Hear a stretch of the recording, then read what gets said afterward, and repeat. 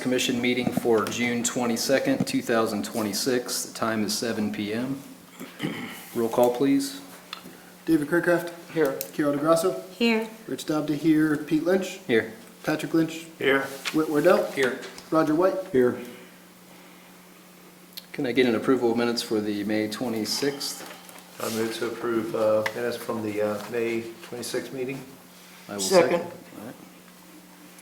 Roll call. David Kirkcraft. Yes. Patrick Lynch. Yes. Carol DeGrasso. Yes. Whit Wardell. Yes.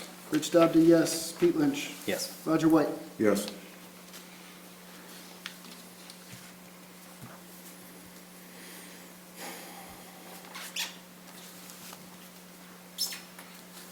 Andrew, I'd like to make a motion that we hear, we hear from Mr. Kevin Illich. This is not on our agenda tonight, but there's a few things he would like to talk about. I'll second that. Okay. So just to confirm, this is to modify the agenda to add the application for Mr. Illich at the end of the meeting?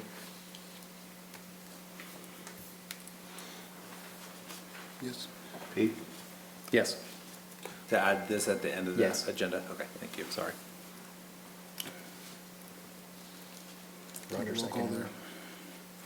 Can I get a roll call, please? Yep. Roger White. Yes. Pete Lynch. Yes. Rich Dobda, yes. Whit Wardell. Yes. Carol DeGrasso. Yes. Patrick Lynch. Yes. David Kirkcraft. Yes.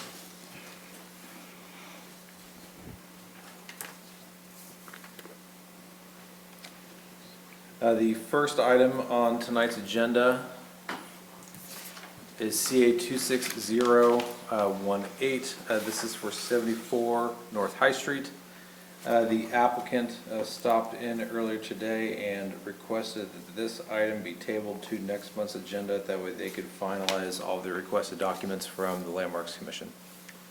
Can I get a motion to table the application, please? I make a motion to table application CA-26-018. I'll second. Who was that? Whit. Roll call. David Kirkcraft. Yes. Patrick Lynch. Yes. Carol DeGrasso. Yes. Whit Wardell. Yes. Rich Dobda, yes. Pete Lynch. Yes. Roger White. Yes.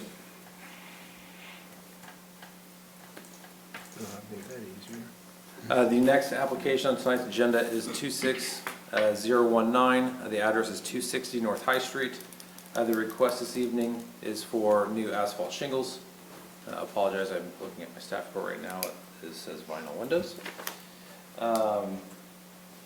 The applicant is requesting approval to replace the asphalt shingles on the subject property. The existing shingles appear to be a kind of darker darker dimensional shingle. The applicant is requesting to replace the existing with a Owens Corning duration shingle in onyx black color. This would be on the single-family home and the detached garage. Several photos of both are up on the screen. The applicant also notes that new white gutters will be installed in the home with the project. With this submittal from the applicant, staff did just want to point out that the applicant's contractor did note there are some sections of rot underneath the eaves of the home. Some photographs were provided in the application. Talked a little bit to the property owner about this repair work that would take place. Staff was unclear on kind of how that repair work would ultimately look at the end of the day, so I just wanted to add these couple photos to the application as well. Any questions for me? If I could help answer, applicants here to talk about the project as well. On that photo that we just saw, the damaged or the rotted wood, I mean, I'm assuming that we'll still have an open soffit. I mean, it'll still be open, but it'll just look new. I mean, you're not closing in the soffit with anything. Oh, no, I'm not. Okay, okay. So you'll be able to still see a scroll of the rafters that are exposed there. I think that's what Dave was getting at. Yes. You'll still see that detail. Exactly. Okay, very good.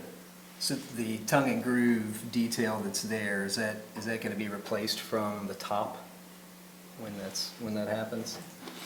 And I guess how much of this is damaged throughout the house, we're only seeing a couple pictures here.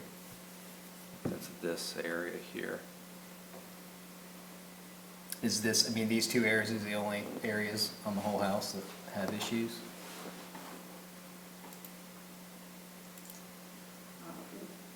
The entire run is in disrepair. Okay. Has your contractor talked to you about how they're gonna repair that? Well, I don't really talk roofing, but what they Mhm. said they were going to do is to put plank decking up. Plank decking.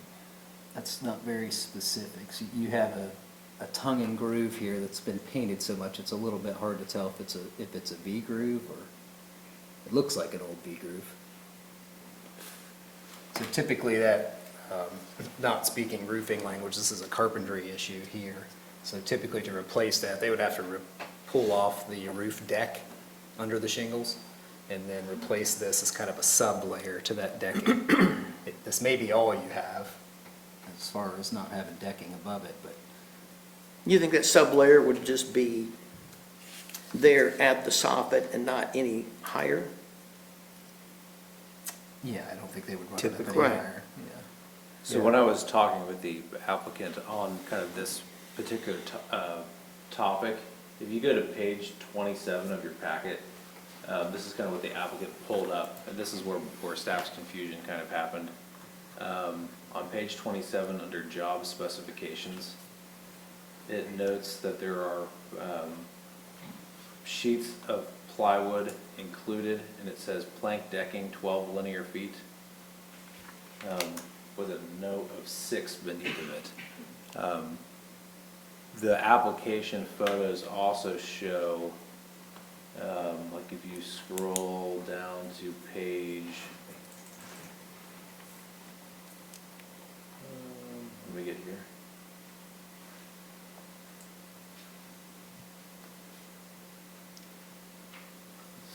The applicant, so this didn't make it in the packet because it was kind of inside of the house, but the applicant was showing, there was plank decking interior to the attic space that was rotten, had mold on it, and that was noted to be replaced.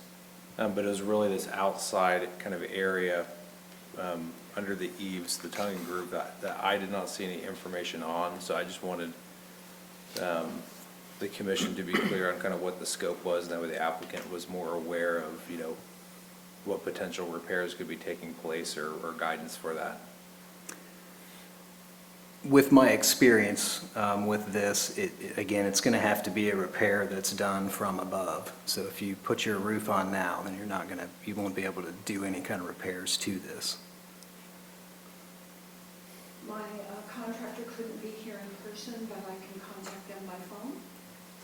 If you have a question, I can't answer your questions.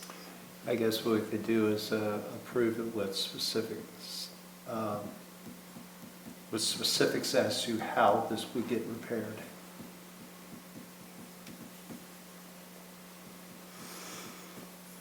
Yeah, just from the quote, it wasn't even clear to me if this was even like noted to be repaired, because like I said, the entire quote's in your packet. That's the only area for lumber that's included.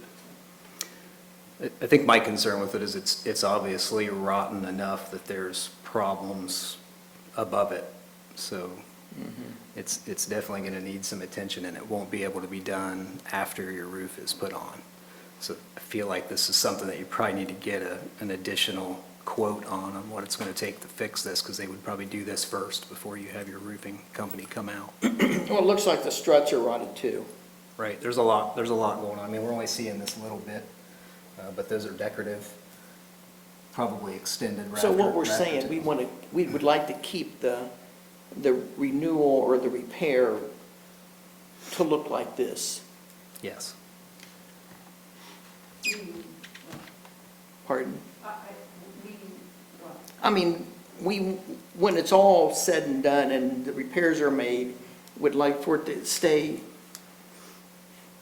where you still have the struts, you know, the scroll The scroll rafter and the tongue and groove. Yeah, Yeah. materials need to be Soffit. replaced like for like, so exactly what you have needs to be put back. But again, my point to this is if you've got some roof damage, so if they just pull off some roof decking and put a new piece on, you're only taking care of part of the problem, and you'll never be able to fix this repair from below. So it's something that Let I, me get the contractor on the phone, because I don't understand what I am being asked to do. I don't know how well that's gonna work. I don't know if we could put her on hold and bring the next applicant up and then bring her back. You do that? I'd be okay with that, just to avoid trying to have someone on speakerphone and everybody here communicate clearly with them. Yeah. We've added something else to the end of the agenda, which I think is gonna take quite a bit of time as well, so do we wanna do it before Mr. Illich's? I think that would be Okay. fine. Do we need to make a motion for that, to hold it, or do we just? Yeah, if we could just have a motion to move this application to be directly after CA 26024. That way, Tricia could talk to her contractor. Specifically, I think just the questions is, where you have your roof that overhangs your house, the area that's underneath that's showing damage, is that being repaired as part of their scope? And if it is, what material is going back? Because the quote doesn't say, the quote doesn't include anything for it. Only thing I can tell you is that when I speak to the contractor about the soffit material, they told me it was going to be plank decking, 12 linear feet. Because you have more than 12 linear feet of decking, like across like just the one elevation. It's rotten on two sides, on this side and all the way on the other. I think 12 linear feet is probably plenty, but if they need more, I think they're prepared to do that, but I won't speak for them. Like decking. It's just We- not very specific. sure what This they is, mean by that. yeah, this is a tongue and groove, probably a V groove Yeah. is what it looks like to me. It's probably a 6-inch, but it's If hard to wood tell. products, he said it's available at Home Depot. You may not be able to get this at Home Depot. I mean, the sizing is gonna be specific, but there's plenty of millwork companies that can get it for you. Just think we're gonna wanna see some specifics. Does anyone wanna make a motion to move this? Yeah, I'll make a motion to move application CA-26-0192 to proceed after application CA-26-024. I'll second that motion. What are you asking me to do? I understand you're moving me back, you, I would call your contractor and ask them, like, this specific piece right here in this photo is missing half of it. Like, you can see the gap between this and the top. Like this, it's supposed to look like this, all the way solid. So this one's rotted to the point where it's disintegrated in half. And then this tongue and groove decking here, in this one image, is rotten. Have they identified just a 12 linear square foot area, and then what material is going back? Because plank decking is is different. it possible to get them on the phone now? And- We'll have to Yeah, move, I would recommend, what I recommend to the commission is we'll move you to the end of the meeting. That way you can call him and try to get that clarified. That way when you come back at the end of the agenda, you're not sitting there on the phone with him trying to play the telephone game. That way you're still on tonight. So, if I'm understanding, you want me to get him on the phone by the time, I mean, I'm going. I would Towards call the end. him as soon as they make the motion out in the hallway, and then figure out what their scope is, and then come back into this room, and then you will be heard at the later part of the agenda again. Correct. Don't be on standby. We had Dave, Ma'am? and who seconded that? ma'am, a couple questions I'd like for you to ask. Okay, thank you. Those are the two main things there. Okay, good. Who seconded that motion? Dave was first. Carol did. Did we get a vote? Nope. David Craigcraft. Yes. Roger White. Yes. Carol DeGrasso. Yes. Rich Doubty, yes. Pete Lynch. Yes? Whit Wardell. Yes. Patrick Lynch. Yes. The next item on the agenda is CA 26020. The address is 100 West Columbus Street. The applicant is requesting approval to install new asphalt shingles on the single-family home and the detached outbuilding. Up on the screen, photograph of the home. There is a kind of orangish-brown 3-tab shingle on the house, a brighter colored orange 3-tab shingle on the garage, which appears from the photos to be older. The applicant is requesting to replace both asphalt shingles with a new Certainty Landmark black dimensional shingle. When talking with the contractor, they did not have any intention or plan to change any other details on the roof. The house has box vents on the back. They'd be putting new box vents in, not going to a ridge vent, and that all the drip edge was going to remain the same in white. I wanted to just make one clarification that the frontage is on West Columbus Street as opposed to Waterloo as indicated in the notes, under history, I think. Thank you.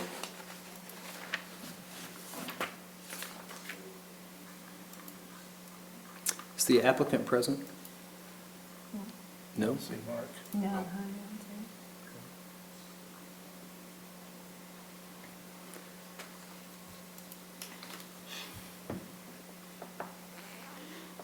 Color's fine. That black shirt.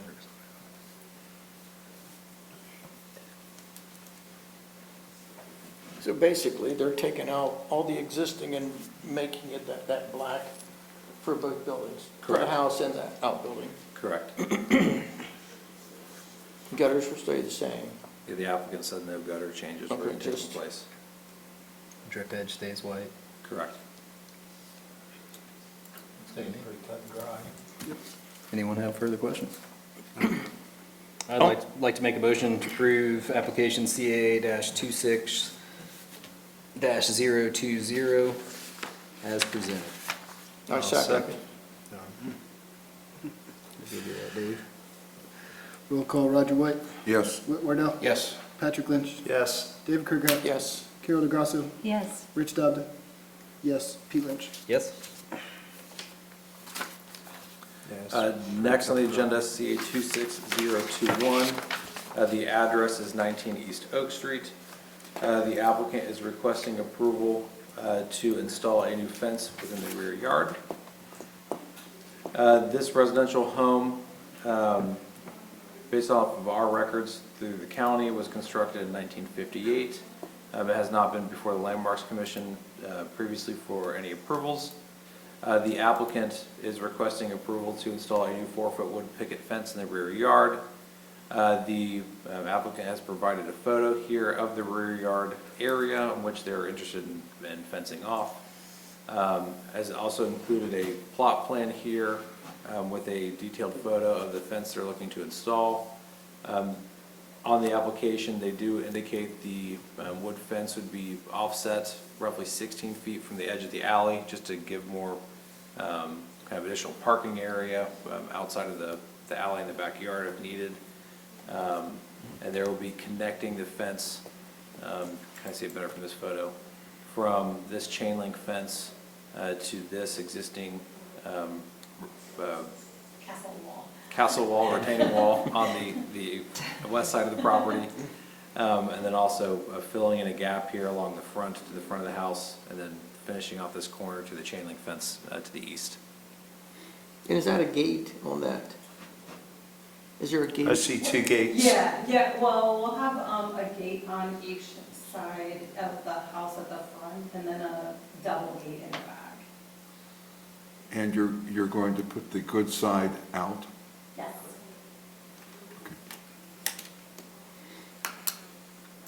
Doesn't exceed the front plane of the house. 16 feet off the back. I don't see any problem with this. Have you measured that 16 It's feet? probably not gonna be 16. That, I think it says, I think I wrote in there 6. I think it said something else and I changed it to 6. But like where our neighbor's chain link is, it's 2 10-foot panels, so we're gonna, I can't think, oh. So they have 2 10-foot panels that start at the bottom. Oh, is it? Never mind. So we're gonna start at, because their fence goes off that way, like at the second panel. What about there? And we're just gonna come off, yeah, and we're gonna go just straight across, and then it meets where like there's like 2 funky brick, like where the brick changes, column things, we're just gonna go against that. So we're 8-foot sections of fence there? Yeah. Okay, so you're probably about 20 foot deep. I was just making sure if you're planning on parking there 16s, really, a lot of vehicles are longer than that anyway. Oh, if we park it, we park it this way. Parallel to the road, it'd be parallel parking. Yeah, Yeah, okay. yeah, And there'll be a gate in that section of fence. yes, a double gate, Okay. 8-foot. I don't see any problem with this. Is the fence planned to be painted? It's cedar, so we'll probably use, yeah. Just gonna leave it natural. Yeah. And the spacing is just like what we see in the picture there?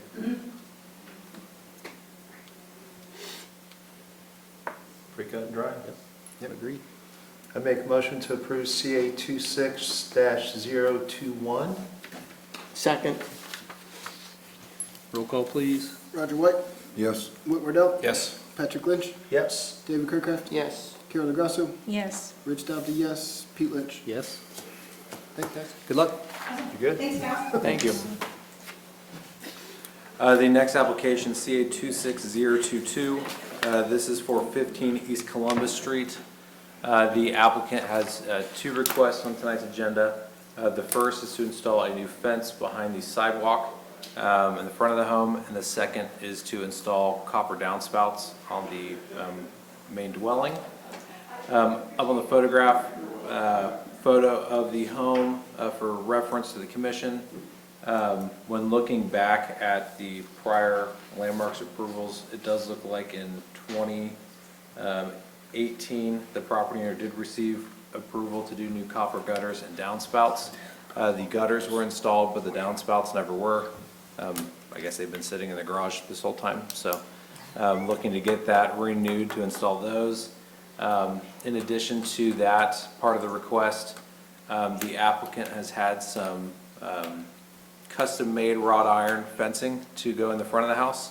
The fencing design is very similar to what's at Stradley Park, around the columns in the front, for those that can kind of picture that in your head. The portions of the fence here are recycled material that is historic. I believe it's just these upright portions that connect the long strands that are going to be the new fabricated construction. The applicant's positioning for the fence is up on the screen in red, separating out the front walk to the door and the driveway, with little sections of return to each little section. From a code standpoint, it meets the height and spacing and distance location from my end for a fence permit. We typically don't see a lot of front yard fences, so I just like to mention that. And I assume it's black? It's to be powder coated black, yeah. Okay. And you said it's wrought iron? Yeah. Are the new pieces gonna be steel, or are they actually? They're made by Fortners, which makes all that wrought iron. Okay. So Something they- like this steel. good stuff. I like the look. Kind of classic, you're right, you don't see a lot of front yard fences like this, but I think this is very, very period-like. Where did the fence sections come from? I'm just curious. We bought those from a farmer out near Baltimore. The posts, the columns, the 4 columns come from a mill in Kentucky. That's all they make of those. They're pretty common around here. And then, of course, we're having the divider and semi-column, I'll call it, made in Fortness. And those match, actually they match what's around Mr. Mott's house, if you've seen that on anybody, and a lot of the wrought iron too. It's actually standard sizes for footers. Looks sharp. Yeah, I got a picture, I just found this one, I like this a lot, this is the end units. Oh, that's cool. These have them powder coated black. Are they solid? I mean, are they solid all the way So around? is that copper or bronze up at the Sir, you top? might want to step up to the, It's rust. That's rust. I think it's cool. The uniqueness of that is, Oh, that's neat. So it's not where I solid. like it to park, That's it's really just a cool. piece of flat steel and the loops come up through it. Guys, that'll be sharp. This is Yeah. not like that, this is Very nice. two pieces of wrought iron sandwiched together. And then bolted like that. it's good. I get And that's also how we're connected to the post. is bolted. Ours is all So is there crusty. two sections per section like we're seeing here in the red? It's actually three. Okay, so there's three. It doesn't- Do you have I a mean, picture of the it's front to be elevation? ground out, yeah. Yeah, we got A little bit, Google, you know, Google. It is, I tried to get my daughter to do it. Don't we have gutters on this too? The downspouts are. Downspouts and copper. Yeah, you don't have a problem. That'll match the cupola on top of the garage nicely. Are you planning on doing any kind of like wall or anything along the sidewalk in front of the wall? I mean, like to level that up, Yeah, or that's a just good kind question. of We're keeping going that? to tear that up to the height of the second step in the front. The stone is there now. Okay. We're going to lay that across. So you build the stone wall, and put the fence directly behind the stone wall? We'll put the fence, and we'll have boxwoods, and then that'll step up, and we'll use those rocks to do the two-layer step up to the yard. And then we'll plant behind that. So how close is the fence to the sidewalk?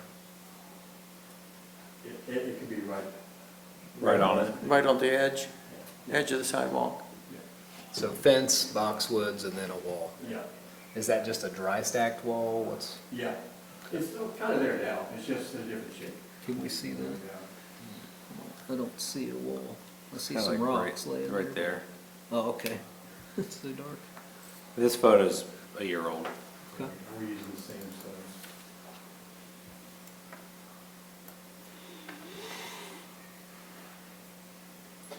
So it'd be boxwoods at each section, Yes. to the right of the driveway and then in front. It's gonna look great. What's that? It's gonna look great. I think it will look fine, yeah. That could look nice. Yeah, I do like the fence. Yeah. Have any further questions? I have no questions, no. I'd like to make a motion to approve application CA-26-022 as presented, and also to okay the installation of the copper downspouts that did not get previously installed. I'll second. Roger White, Yes, Whit Wardell, Yes. Carol DeGrasso, Yes, Patrick Lynch, Yes. Pete Lynch, Yes. Rich Stubby, yes, David Kirkett. Yes. Thank you, guys. Good. Thank you. Thank you. The next application, CA 26024. The address is 132 West Columbus Street. The request, tonight's agenda is for a new shed in the rear yard. Photograph the subject property. This home has a kind of long history with the Landmarks Commission. The applicant is requesting approval to install a new 12 by 12 shed in the rear yard. This shed will replace a previous shed that used to be in its location.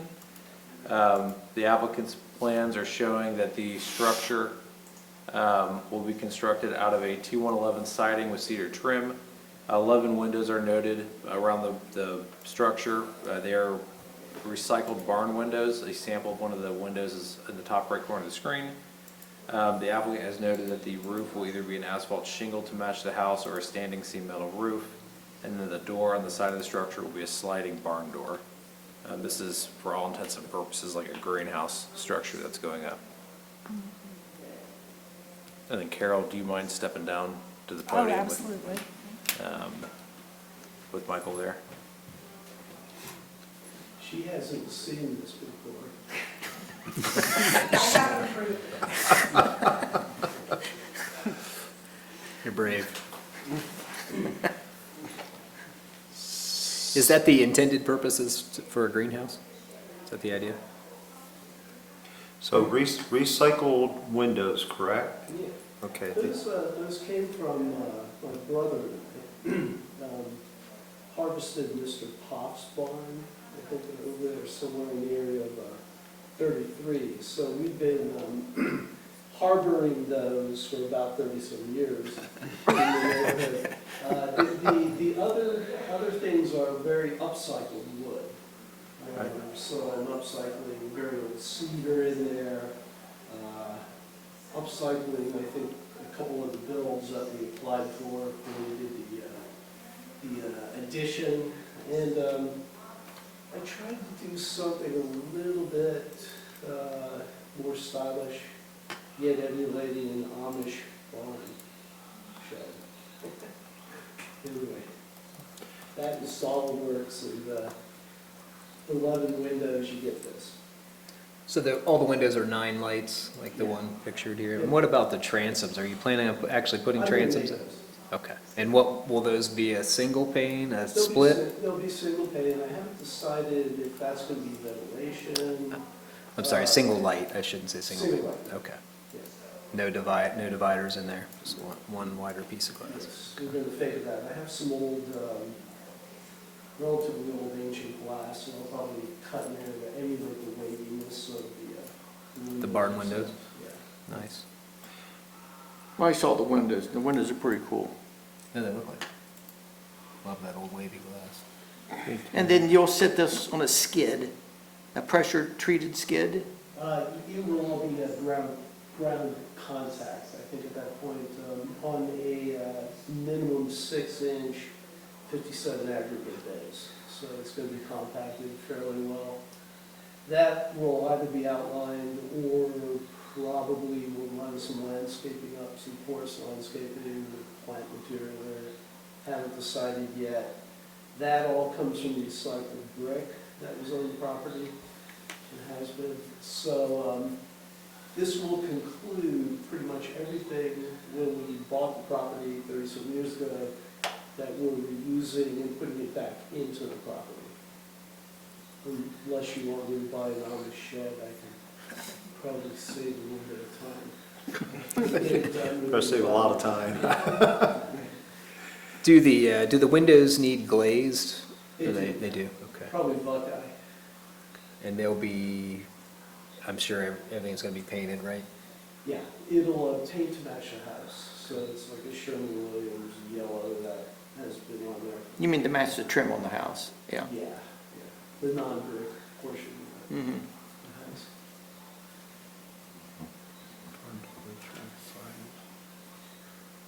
What, and I'm probably missing this, what's the roofing material? I cited or spec'd out 2 different types, just asphalt to match the existing garage and house. But I'm exploring standing seam, maybe some different manufacturing techniques, translucencies. Yeah, it's a garden shed, but I don't really know the product well enough. So maybe a solid asphalt roof at the end of the day, it may not be. Can we approve both of those? I think we can. Yeah. I would back up there with the translucency on a standing seam roof, that I'm not familiar with. You trying to let some light in somehow? We're using polycarbonate nowadays. Okay. So polycarbonate can be a clear material, it can be opaque, it could be pigmented with color. There's a lot of newer materials out there. I'm looking into something that's recycled. Okay, so what we showed on the shed itself is just standard metal standing seam. And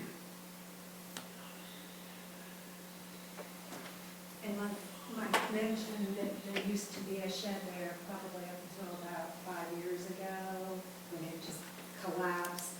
It was Well, akin to looking like yeah.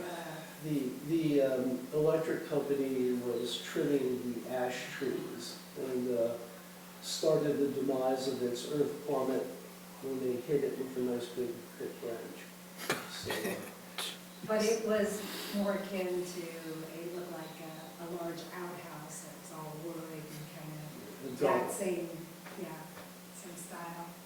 I think you'll get plenty of light with just the windows. You know, if you just wanted to go with an asphalt roof, you know, to let some light in.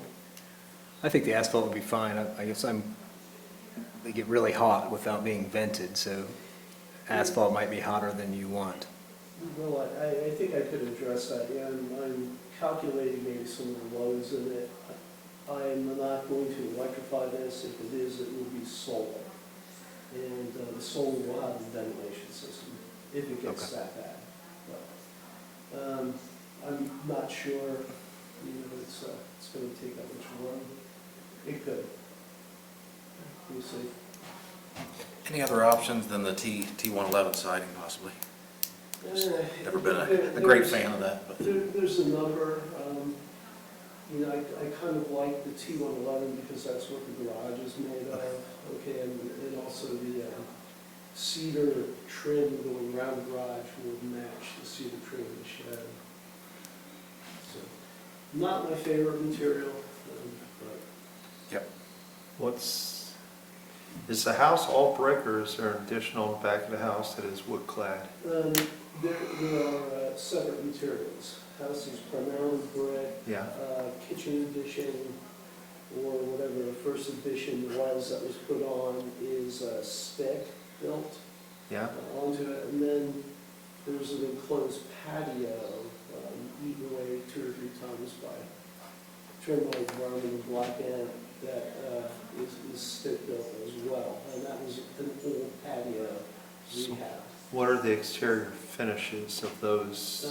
Same color as the garage, same color as the trim that surrounds So the those are- windows on the house. It's cedar shakes. T111 also? It's cedar Cedar shakes. shake. Cedar shake, okay, got it. That's what I was driving at, okay. Yeah, Got it. yes. Do you have a photo of that? The kitchen is cedar shakes, but I think this shed will match what you have on the On garage. the garage, Yeah, yeah. the garage. And Okay. even the window design or the transom design matches the garage doors. Scale is, you know, I looked at door scale, and I'm really sensitive to lines and window sills, window grouts, and how that lines up. Kind of like the addition you put on the back of the house. It's, you know, meant to not be disguised, but kind of complement what's there. Okay. Speaking of window sills, is there going to be an extruded sill or more of a picture-framed trim? Picture frame with bottom extrusion, just a little bit. Okay. I have to watertight that, somehow channel it away if it does get sidewalled, but I intend to have it out just probably about 1.5 inches. And that matches the same window design on the garage and also the new windows on the house. Is it helpful if I try to find a photo that shows the siding on the garage? You know, maybe I may well have one on my phone. I think there's probably more suitable materials out there, but considering it's on the garage, I mean, It's matching. T111s. Yeah. with the overall aesthetic of all the other things, I think it's going to overpower the T111 a little. And I'm not sure how much would be exposed. I could, since there is shade, I really like the ceramic tile that emulates the cedar shake on the side of our, the addition of the house. So, you know, maybe even coming up with half and half, cedar shake from a chair line, whatever you call it, on down. I have extra cedar shake too. I can think throw it on there. the shape might be a little busy. Or I have I think actual cement. with all the windows, I think the Yeah, shake's going to with get all pretty windows, busy. yeah. I think with the windows and everything that's there, it'll really, like you said, play down the T111, so it won't be all that noticeable. Yeah. I think it's fine as proposed.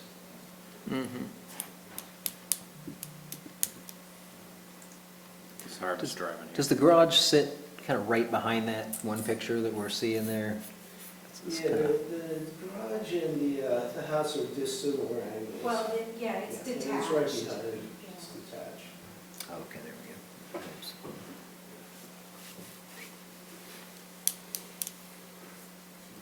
And so in the foreground, you see the kitchen that's just been recently remodeled along the driveway.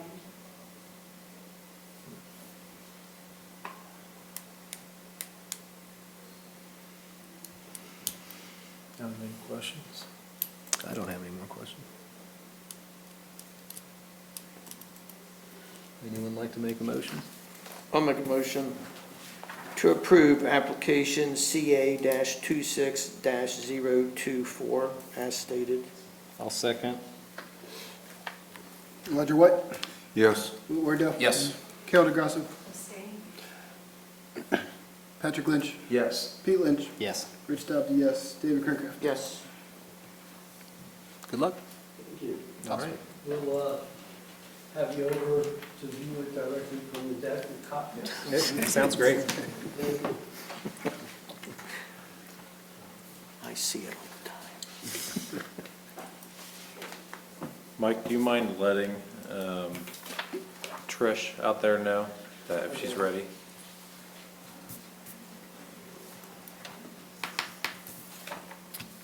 If not, we will move on to the amended agenda for Kevin. It sounds like she's still on the phone.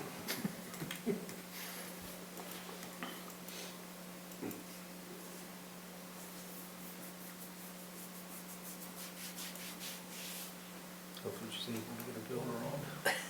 I now know why you didn't want to wait.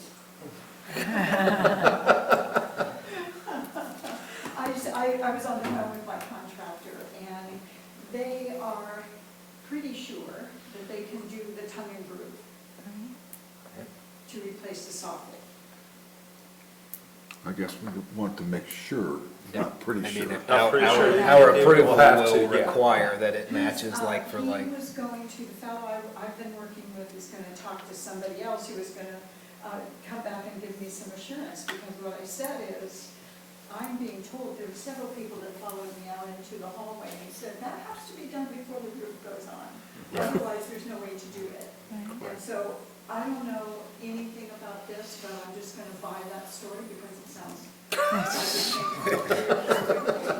Okay, so, if my contractor can replace the soffit material that's rotten with tongue and groove, we're okay?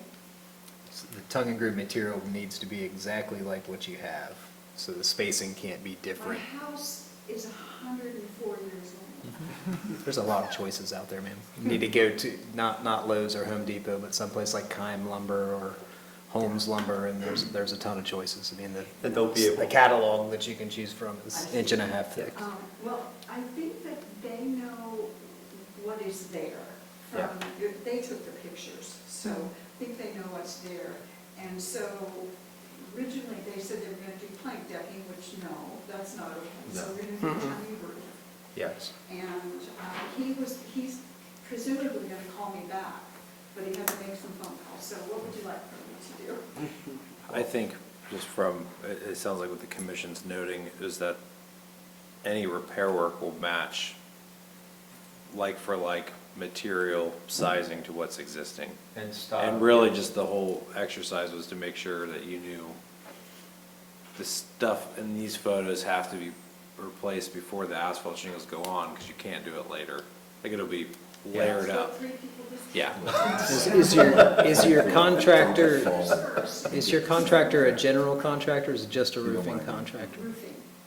Yeah, you'll And have to get I it. understand that this is not, this really isn't roofing. It is No. far, it is Yeah, this far, is- it is far from roofing. Heavy. And it's But quite, when I talked to them, I said I 20 wanted feet the up whole or thing 15 done. feet up or whatever. And so they've already included in their bid, I presume, the expense of replacing that area that's rotten. So this picture that we have up here, is it also, so these are extended rafter tails, more than likely. What I mean by that is that's your actual rafter that frames up your whole roof. Hey, Pete, can you point to Yeah. these, so she So knows here- where? So this is a rafter that likely continues all the way to the peak of your roof. So it's a little more difficult than just chopping that off and replacing it, because structurally you'll lose your support. So it's I thought those were decorative. not usually. It's possible, but they're definitely structural to, for How will the we integrity know? of that. We won't know until they tear it off. If it falls through the house and goes all the way up to the top, it's one solid piece. What did you just say? So It falls in and my So house falls down. if it starts here and stops at the peak of your roof on the inside of your attic, it's structural because it's one solid piece. If these things don't exist inside your attic, But doesn't that look like a one by? Yeah. No, So it's a 2x. Yeah, it's very likely the end of the rafter that's been cut with a little scoop in it. I should be able to see if I go into the attic whether those are structural or decorative. Should, yeah. So I might be able to, with the little knowledge I have, go up there and see whether I can tell if they extend or if they were just put on afterwards as a decorative. I think if they were put on afterwards, it would have fell off by now. If it were put on afterwards, it probably would have fell off by now. It's a structural component, I can guarantee you that. So it can be repaired 4 or 6 feet up, but they've got to pull off what roof sheeting is there and then splice in beside it so that they can add a piece in. Because you're weakening your strength in your rafter is one continuous piece, like Andrew said, from the peak all the way down. So once you cut it in half, now you've got a weak spot. Yeah, so Yeah. should we determine whether they are structural or decorative? I would recommend that. I don't yes. think you're proposing to remove any of them. So if you're not removing them, it looks like just that one. There's, on either end of my roof, I think there are 2 of them. The areas on either side of the roof have been exposed to the elements. And the middle part looks pretty good, to me. How many of those brackets would you say need replaced or worked on? How many of those would you say need work? Maybe 4. It's not too bad. If they would just replace it for you, probably get away with cutting them, fitting something in without. Yeah, you just gotta cut the roof up a little higher Yeah. and sandwich it, splice it in. It's That's just doable. together. If they were all bad or 80% were bad, I'd say you've got a They're much not all bigger bad. job. On either Yeah, those end. look in decent shape. The ones I'm seeing there. This one's just missing a little If bit they were of the decorative, would you see return. that seam? Just make sure the roofer does not It's put the probably roof shrinking on a little bit. until this is repaired. Oh, I mean, just make sure the roofer just doesn't come and replace the roof without this being but you'd have repaired. to Right, get a yeah, haul. that's, Yeah. that was the topic of conversation Yeah. that I had with him. So maybe what we should do is, because he hasn't called me back, maybe put this on the next agenda? That would be fine. Or is there some other way to? maybe have your roofer come to the meeting. That would be preferable. I'd just like to see the materials that he's gonna repair everything with, and replace. So maybe we should table it? It's up to the commission if you want to see it I tabled think or. that's what she's requesting, is a table to the next meeting. I think it's to your best interest to get some more information so you know this is getting repaired properly. It's probably a carpenter would come out and rip all this off and fix it, and then your roofer would come out later. Your roofer may be more than qualified, I don't know who that is, but my experience says otherwise. Unless they're a general contractor that really knows a lot. That's not a repair you want your roofer. The company is called Home Genius Exteriors. They must know. Is that on you? Okay. Well, I guess then in wrapping up, what do do you want me to do? I suggest we table this, and I would try to get as much information on the exact sizing of the material, what material they're gonna replace it with. As long as they're getting the material, I don't think we care where they're getting it from, but I think you're gonna have to get a little more of a specialty shop that carries moldings in a lot of different sizes of E-groove, because it's probably some weird sizes, considering is the whole. Well, they were probably built on hand back in 1920. We're just looking out for your best interest. Yeah, no, and I appreciate that, I do. I just don't know, I knew so very little about this. I had hoped that contractor would come. I don't know exactly what to do. If I got some assurance from them that they could get the tongue and groove material to replace the pieces that are rotten, and if I can also determine whether those actually go into the roof, or if they're just nailed on afterwards because it looks cool. I feel like I would be okay, because there's really, I think there's two there, and I don't know if there were other pictures, but on the other side, there's a couple more, so. If they're only decorative, I could probably have somebody manufacture one, or, I don't know.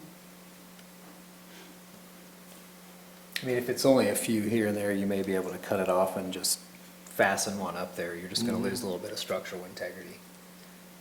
I'm about 99% sure that it's a structural component. Yeah, agreed. Well, I think I'll have my contractor come out Okay. and measure again to determine exactly how much needs to be replaced. And have them. That's going to be tongue and groove. And, Well, have them bring the materials at the next meeting so we know what exactly you're going to, repair it with. And they'll pull some measurements on, what your overall width of the material is, so we know. And have them look at those rafter tails too. rafter tails. Yeah, it's what you're seeing, the decorative rafter coming down. This piece we talked about here. Oh, what I was calling portables, okay. Yeah. Yeah. All right, so am I going to be on the agenda for next month, or what's the expectation? I'll let Andrew answer that. So do you want to be on the agenda for next month? No. Do you, You said if I want to. She's honest. I should. So if the commission is comfortable with it, if the contractor can send me specs that shows it matches, and your condition is that it matches, I'm okay with reviewing it. But if the contractor isn't able to produce something to me that says what it is in a clear way, honestly, they just need to take pictures of what they are proposing and hold it up to the area and take a picture of them side by side. I'll be able to tell right away if they match. This is the only component that,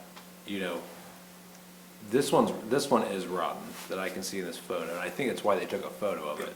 It's not this, the only thing they're taking a photo of, is this piece is supposed to be solid and follow my mouse kind of to here and go down. So there's a chunk that's probably 4 inches tall that's missing, where it's rotted off. And so I don't know if they plan on addressing that, but like Pete said, it's creating a weak spot in your roof. If they don't repair it while the roof's off, then you have to tear your roof off to repair it later. And that's not going to happen. Yeah. So I'm going to do this twice, so. You want to remember too that you're seeing the damage from the bottom sides. The damage is coming from the top down. So what you don't see is also going to need to be replaced. So you probably have 1x10 or 1x12 plank decking, which is probably what they're referring to, above this material, and it's probably failed. Otherwise, the moisture wouldn't be making it down where it is. So you're likely going to have to pull all that planking up as far as they need to. And I mean, it could be 6 feet up the roof in order to replace the rafter components. So it's. Okay, so, Fun of old houses. well, they didn't call me back, so what I'll do, I think, Andrew, is I will get them to provide samples of what they're going to use to replace the boards, the tongue and groove. I'm prepared to paint it because I know that that will be necessary. And then if those are structural, I'll have to replace them.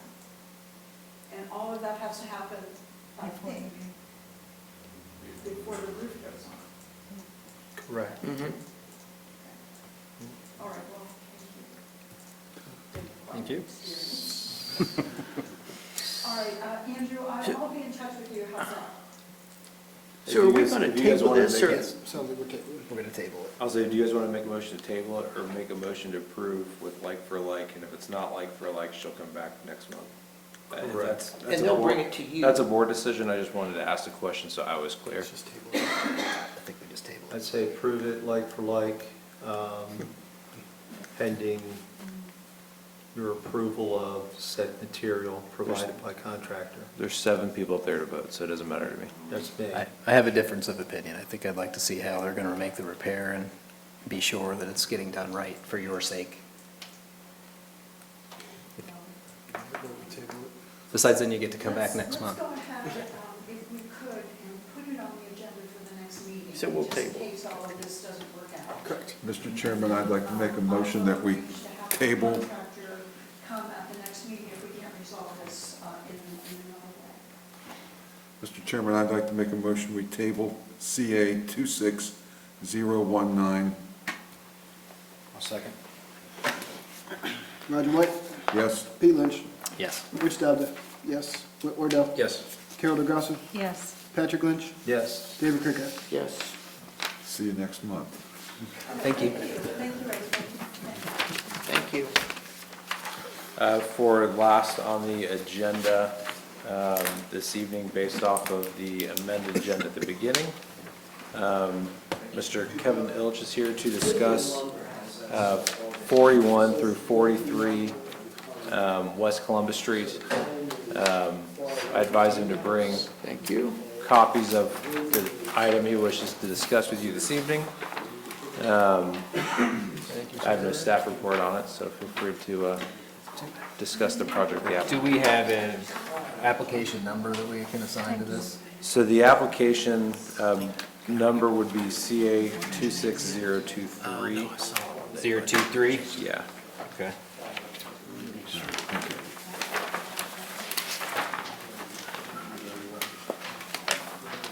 Thank you.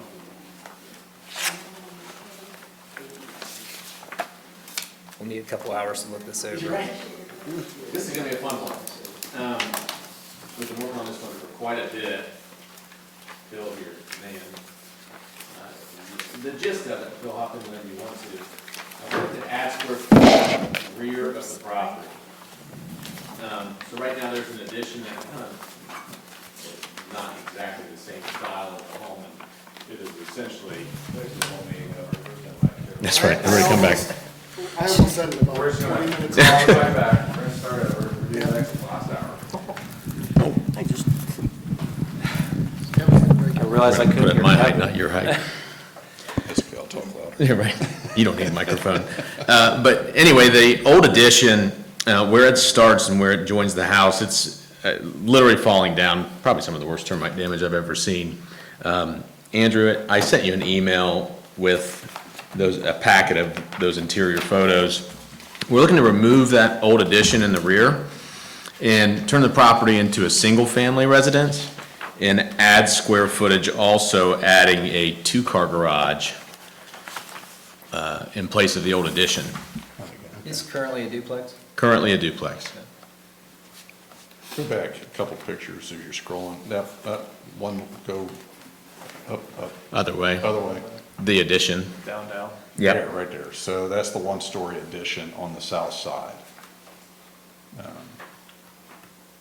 Do we know when that was added? Any idea? No idea, but it's certainly the newest portion of the house. Is it on a slab? That's a great question. It was prior to 1972, I believe. Yeah. There's a 1922 newspaper used as insulation in the room. So Good indicator. I'm not sure how old that newspaper was when it was put up, but The foundation was, it's indeterminate at this point, I guess. Part of the house is on crawl, the front portion, which is the oldest portion, which is actually an old posted beam structure. It's had successive additions from, the front portion with the gable, that's with the cross gable. That's the original portion. Once you get beyond the gable, that was added later, and then the one-story addition was the third addition on the house. And we believe the original home to be one story. It was the front portion of the home and only one story, right? From, It's possibly, yes. I think that's what happened. So, Definitely just the front gable. yes, definitely just the front gable for sure. And that's the section that's on crawl. The middle section has a basement. Then there was on the Maybe the east side. east side, there is an inset porch. So that was that was actually added on also, the back, the southern portion, that was an addition also. So it's successive additions.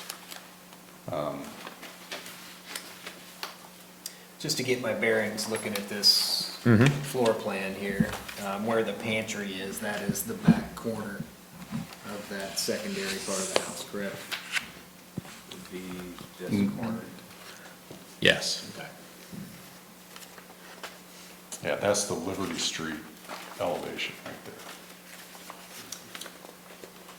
there. Mr. Illich, we talked a little bit about the garage. You mentioned something about property lines. Yeah, so to the best of my knowledge, and Andrew, correct me if I'm wrong, Arlie Houston, the gentleman who owned this for, 50 or so years, ended up selling that garage on Liberty Street to the rear of the home. He kind of partitioned off, split off that garage, and either sold it or swapped it or did something. It's not with the property anymore, to the neighbors to the rear on Liberty Street. And so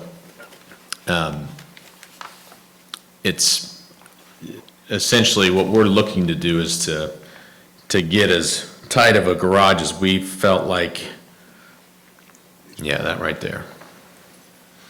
Yes, that two-car garage used to be included in this property. You're proposing putting a two-car garage very close to that existing garage. Yes, sir. It's close to the property line. It's 1 foot 7 inches from the fence, which, Andrew, if you have a satellite view, you should be able to see the fence that kind of, And the fence is set 1 foot off the property line, and it's about 3 feet off the garage. So you'd end up having almost 6 feet between the existing garage and what we're proposing as the addition. Okay, so that other garage sits about 4 feet or so, roughly? Yes, about 4, it sits approximately 4 feet off the property line. Andrew, are there any setback issues with this? Yes, so the reason why I have the application number at hand was when the applicant was filing for this project a couple weeks ago, if you look at their site plan that shows the overall kind of site dimensions, they had the east-west property boundaries labeled at 70 feet 4 inches. Or it was previously labeled at 76 feet, roughly. When I was digging through a totally different address, don't ask me how I came across this because it was in the wrong file. I found a survey for this garage. This garage used to be a part of this parcel, so this property extended down further. The previous property owner owned this house, this garage, and this house. They're all rentals. When he sold this house, he split this garage from the West Columbus Street property and combined it with the Liberty Street property for the transfer. So this parcel used to be much deeper. That survey showed that this garage was 5 feet away from the new property line that was created, and it provided a dimension for this property boundary here on the east side at around 70 feet. So I took the plans from 2 weeks ago that showed 76-foot property line and the dimensions of this house and pasted it over the aerial for that survey from 2011. It happened in 2011, so the survey is pretty clean. And it actually showed the garage encroached like 3 feet onto the neighboring property. So I told the applicant their building was being proposed on someone else's land and pulled it until they could get it corrected. This kind of revision here this evening has squeezed some additional square footage out of it. I'm not sure how. There's no dimensions on any of these for like how the garage is sized width-wise. It's But 20 this- by 24. This change here has it now from encroaching onto the neighboring property to be 1.7 feet away. Side yard setbacks for this district are 5 feet. So this proposal still does not meet setback requirements. And a variance would be required. So the decision behind that for us, Andrew, if you're able to go to that email I sent you, was actually an original photo or a historic photo that we had found at the beginning of this process, where the old carriage house was attached to this original home. And so this kind of served as inspiration for us to go, okay, that was pretty neat, and how could we try to bring that feel back along that Liberty Street side. We kind of had two options if we wanted to go towards adding a garage and adding that parking to the property, and that was either to do a front load off of the east side elevation, which we felt like totally destroyed the front elevation of the property and really cheapened it, and instead trying to mirror what we found here. And the variance needs to be 5 feet? It'd be a variance from 5 feet to 1.7 feet. Okay, from 5 feet. And if that's not granted, you would just do it 1.5 cars? If that's not granted, we have some conversations to have. So, Yeah, I was going to ask, what would be the alternative? yeah, we think that what we really wanted to try to include was this staircase that separates the existing home to the garage addition. We felt like that was just a nice separate living space. If you have teenage kids that want to go up there and have their time. There's also, with that current addition that we said's falling down, it's like a really nice second story porch, kind of I don't know what you call it, sun porch, kind of. Yeah, it's a deck, a door opens off on the second Yeah, level, and then you go out onto the roof. Yeah. There's no railings up there, so it's a little dicey. But It is a little dicey, but the view of Old Town from up on that second story is like breathtaking. So like, we got to find a way to bring this back. And so we like the idea of having a second living space for kids to go and play, and then still having that second story porch that has that same view on that addition. Kind of integrate it to be a part of that exterior living on that side. And, and the other impetus is, Liberty Street, while it is a street, it reads more as an alley in this particular section because of the garages and the driveways that come off that, so it seems more natural to have a garage structure that is accessed from Liberty Street in that area. And it's, so it sets up the West Columbus Street as the primary entry facade. On the first floor, see where the dining space is, the table and the chairs. If you extended, built an addition to that, to the east, could you work a stair in between that mudroom and the dining area? And therefore take out the 3.5 or 4, whatever you have, the width of the stairs now. We're very limited on second-story space. Our bedrooms upstairs, we feel like are passable, but we have, I mean, we did a lot Yeah, of tinkering. If you do an internal stair in that location, you would lose second floor space Okay. in the original Okay. footprint of the house. So your stair has to be outboard of the original footprint.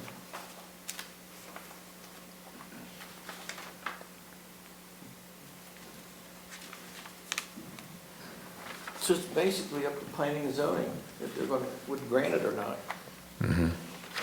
Yeah, so part of the direction I gave the applicant was Landmarks Commission takes a look at the context of the project, basically determines if, the variance for the request is a benefit to your review. And if, it creates a benefit in your purview, then you'd make a recommendation to Planning and Zoning Commission that would accompany staff's recommendation. The request itself is, does this addition encroaching on the side yard setbacks create a better scenario for the property as a whole and the project as a whole?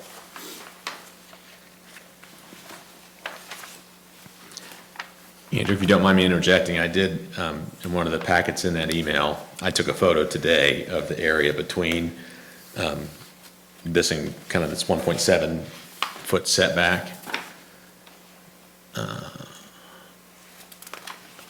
I'm not sure if I sent it to you or not. I can hold it up. These are the only photos I got. Yeah, I have a picture of it. What I wanted to show was, I wanted to show the real lot here. Now, you said, Phil, what's the distance from the fence? it's approximately 3 feet to the garage. So the property line is 3 feet.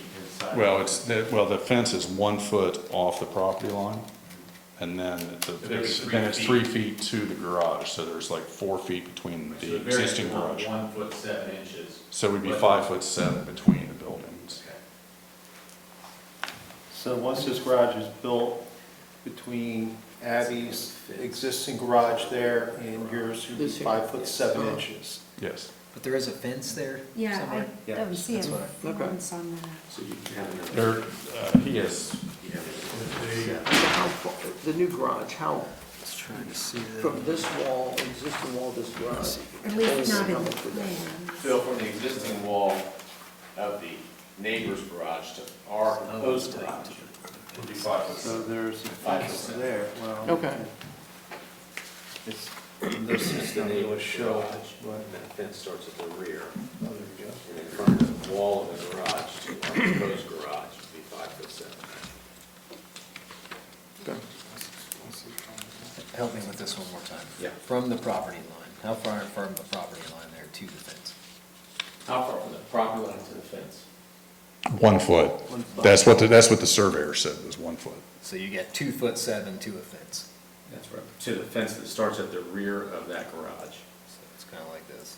And has it been determined that a fence is necessary or desirable for that location? Well, I'll say we have a great relationship with that neighbor due to the last tenant that used to be here. So there, I think that if in order to get a recommendation, we could adjust that fence, I will definitely have that conversation with them about cost, obviously. Take it to the back of their garage and just continue it into yours and just close that area off, because they do have a dog, I believe. Mhm. Yeah, I'm just thinking it's gonna get tight to even maintain if you're 2'7". Yeah. It's Look at barely the- big enough to get your Look at where mower that fence mower starts. in there. It starts at the rear. Starts at the rear of the garage. Yeah. But what it starts at the rear of the garage, it doesn't start at the beginning of that garage. Correct. All right. So there's an opening there, which is why I wanted to take this picture. Yeah, I'm looking at it right here, here's a little better. Yeah, That's from Liberty so Street. I think as long as that fence gets continued over to your garage, you probably have to take part of it down in order to build what you want to build. Mhm. Yeah, I don't, it's tight, but, in Old Town area like this, Yeah. things are houses are pretty tight to your From the property wall. line. It's not an uncommon And thing. that's really I know set my back house to the is back of the garage. 4 foot off the property Right. line.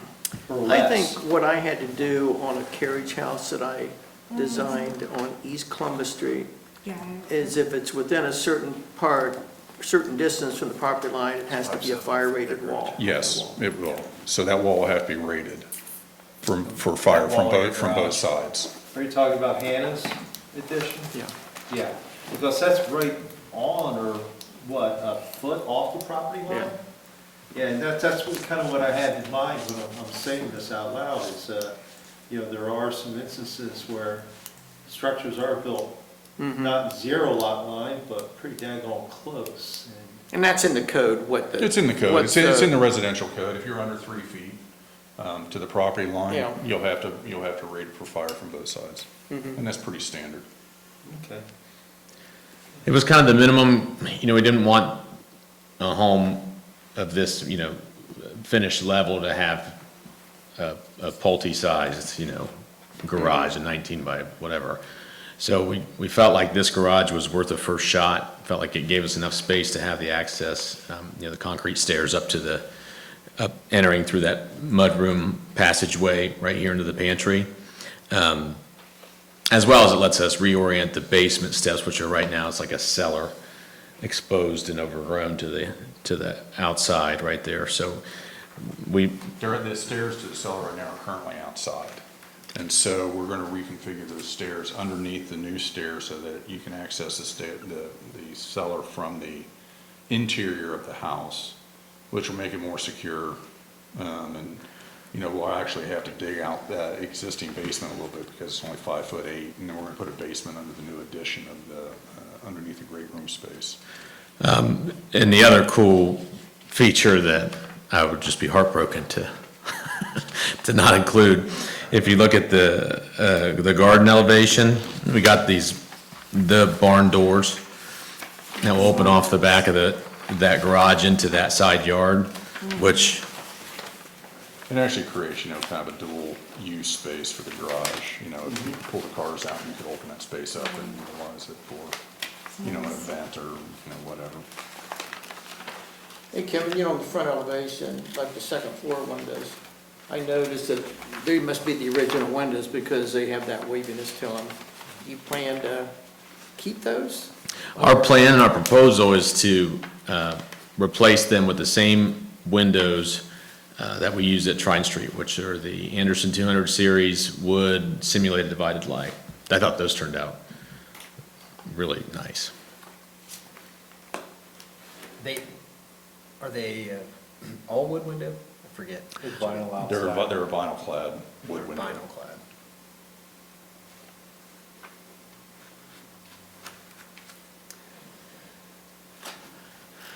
Some other changes, just to, as you're scouring this, some of the detail that we loved.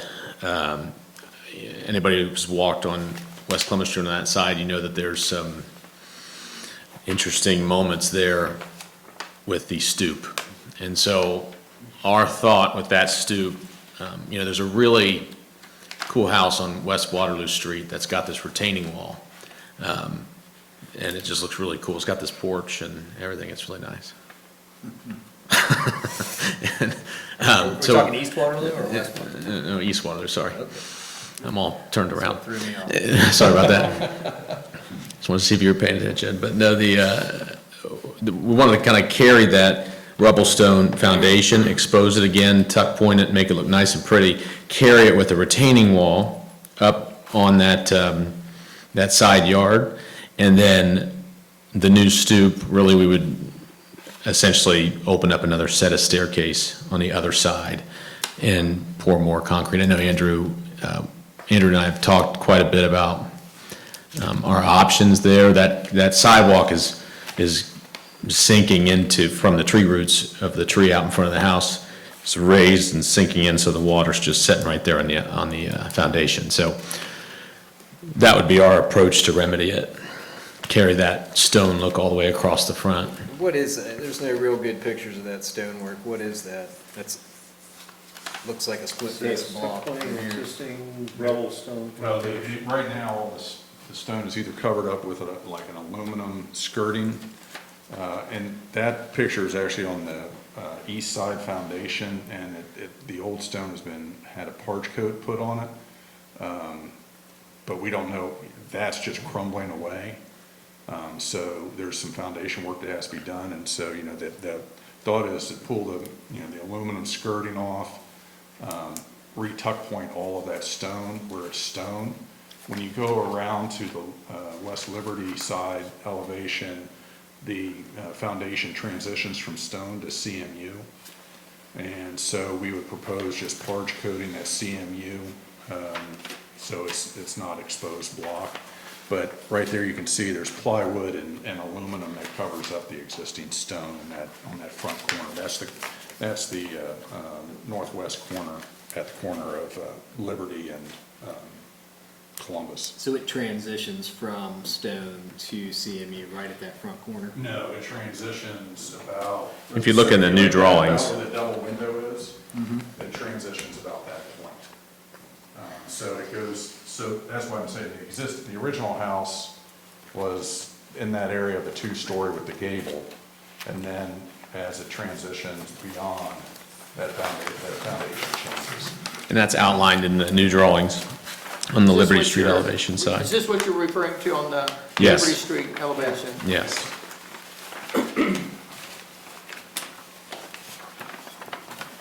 I had no idea that stone foundation was under there, because I've been by that house 100 times, but that side on the right goes all the way down to grade.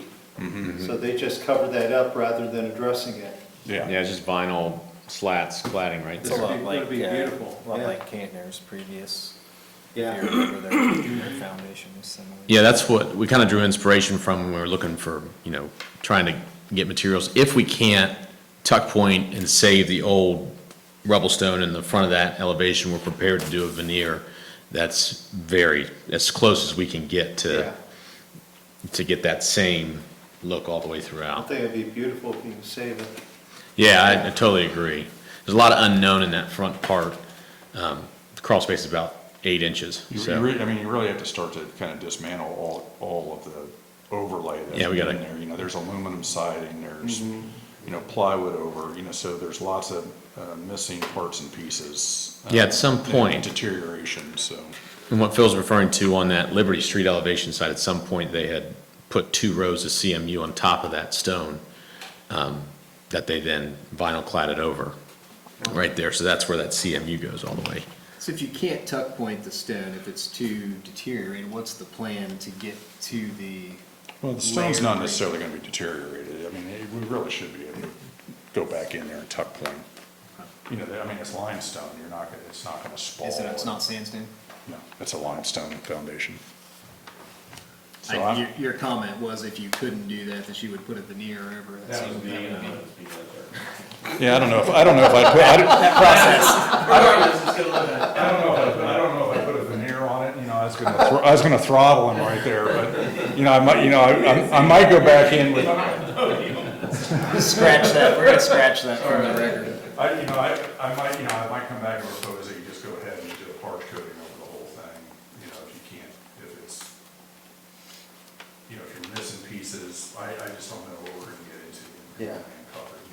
There may be cement blocks that they inserted in different places, and we could probably, grab some rubble stone from someplace and rebuild some of those things. It's really what's, at some point you have to say, okay, there's a cost associated with, is there a solution that we can get to? And if we're already parch coating over the CMU, do we go ahead and just parch the rest of the foundation, which would be a possibility too.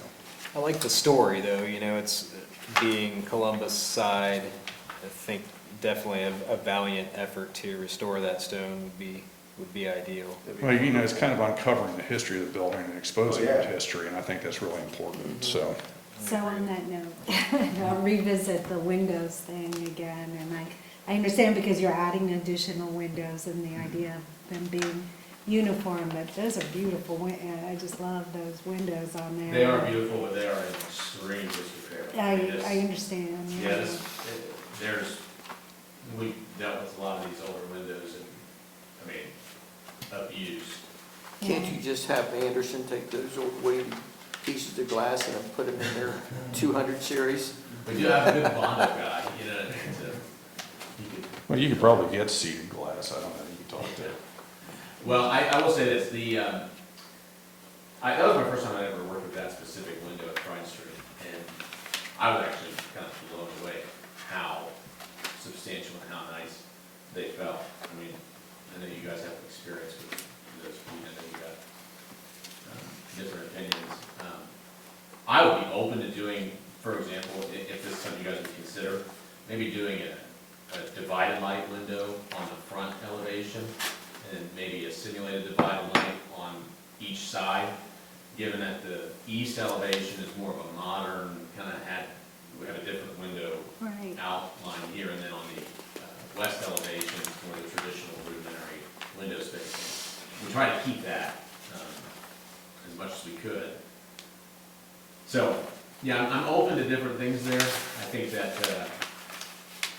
I'd be interested to see what the Cantors had done on their new construction home as well. I'm sure if you remember the series of windows they put in, what they did, a simulated divide. I think they did an aluminum clad as opposed to vinyl, which I would love to see on this historic house. The difference I see between this and Trine Street is that Trine Street's pretty much a new build, and it didn't have a whole lot of historical significance from the start.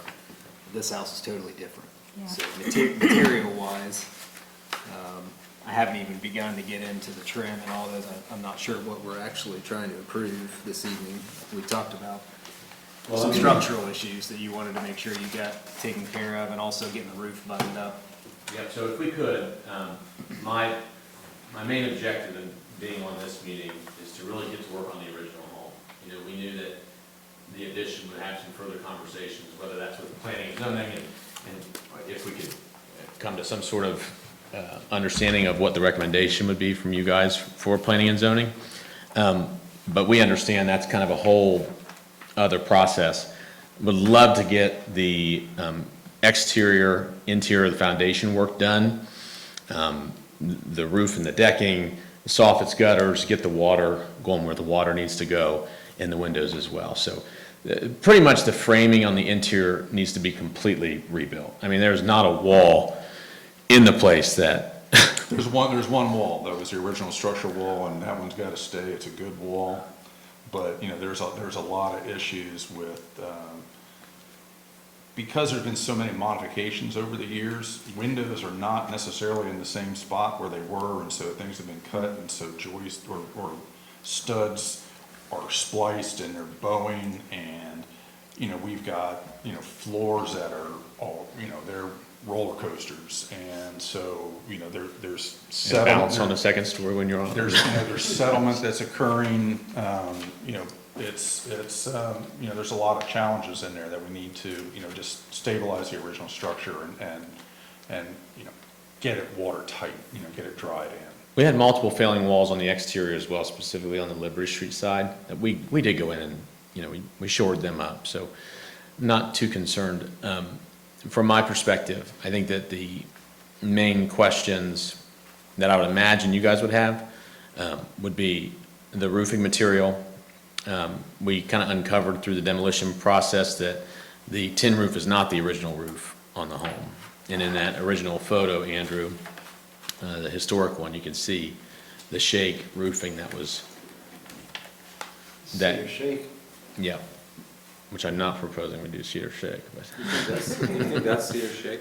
yeah. Yeah. And I have a It's photo actually underneath. still on the roof. Yeah, So if you go up in the attic space, there's purloins on top of the rafters, and the shakes are laid out, so the purloins are spaced about a foot apart, foot and and a half apart. Andrew, there's a photo of that in the interior photo And packet. that I- then I'm assuming that there's some sort of overlay over the shakes to get some leveling, that the metal roof has been put over, so it's pretty built up. A lot of the detail's been torn off, the original detail's been torn off, covered up with aluminum, you know, there's aluminum siding, there's aluminum wraps, there's aluminum fascias, there's vinyl soffits, there's, you know, all this stuff, and, you know, we're trying to, you know, we still need to uncover some things to understand what the details are, but, you know, to go back and try to be respectful of what the house was, you know, and this is, you know, it's a side entry prototype, very simplistic in its detail, yet classical in its detailing.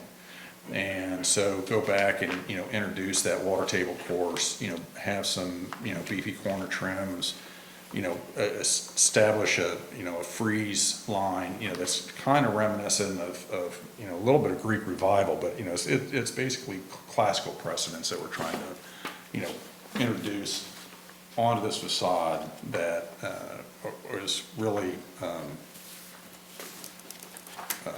reminiscent of that style, of what would have been there. The original siding, there's pieces of it we can see, it's just 4.5-inch lap. We want to go back with the 4.5-inch lap exposure siding, to recreate that historical character that we uncovered. So Andrew, like the addition, the carriage house addition, planning and zoning would want us to say, yeah, we approve that, so they can look at the setback. I mean, I'm just asking. Yes, so I would say that, if the Landmarks Commission is comfortable with the encroachment of the 5-foot side yard setback based off of, whatever criteria is determined through your review, you'd be making that as part of any motion, a recommendation, to the Planning and Zoning Commission. I've had this similar conversation with Kevin. My struggle at this moment is staff is unsure of how to make this a positive recommendation. Just full candidly to the Landmarks Commission, because an addition's going on to a house that is functioning without it, and part of the justification that the applicant has stated here this evening and to staff, at our offices, is to have that setback for one purpose, and it's this staircase. That's the one justification for why that setback variance needs to be requested, is to put that staircase with a door facing Liberty Street. Which is necessary because of the access to the basement. So the location, if it were just superficial, we could move it to the rear of the garage. But to get access to the limited full basement space, which is under the kitchen space that you're looking at right now, that is the only access to the full basement. Everything else is crawl.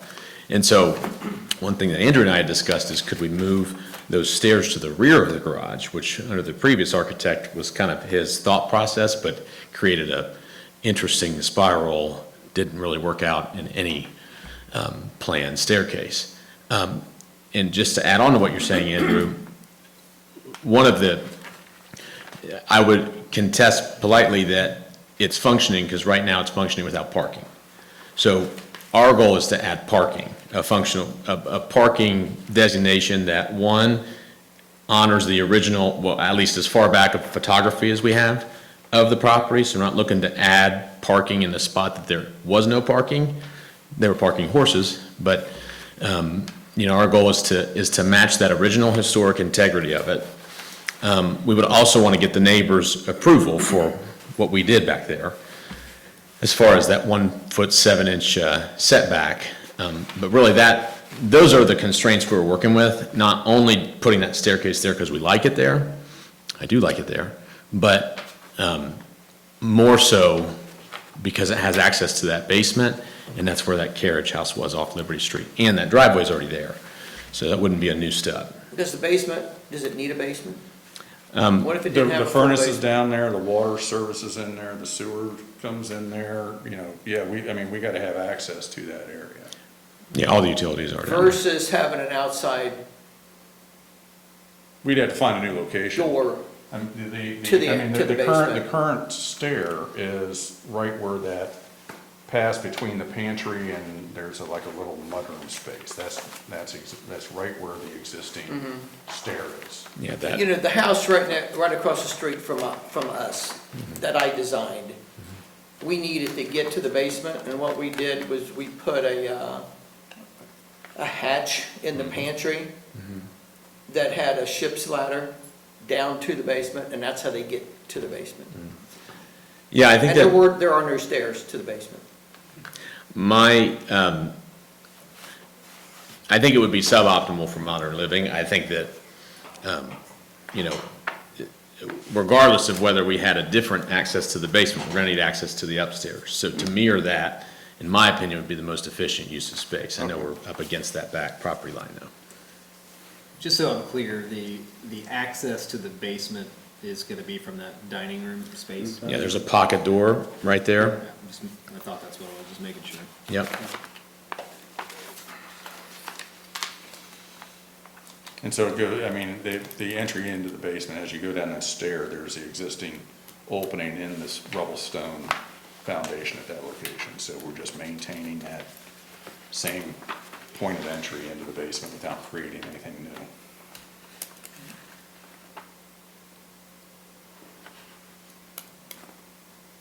So the pocket door is the entry to the basement? Yes. Okay. Open the pocket door into a landing that would walk Okay. down into the basement, underneath the staircase that goes upstairs. So at the bottom of the stairs, you gotta make a hard 90 to get in there? Yeah. Yeah. I was just asking that if there was any concern about not having a direct shot from the outside, if you need to have a door there, but if you gotta make a hard 90, it's not gonna make a difference Right. if you go straight in at the top. True. I mean, I understand, what you're doing with the stairs. There's a lot of work going into this house, and I think people would like to have access to it. When you talked about the neighbor, you've talked to them about this 1'7"? I have not talked to them about this 1'7". Has she seen these plans at all?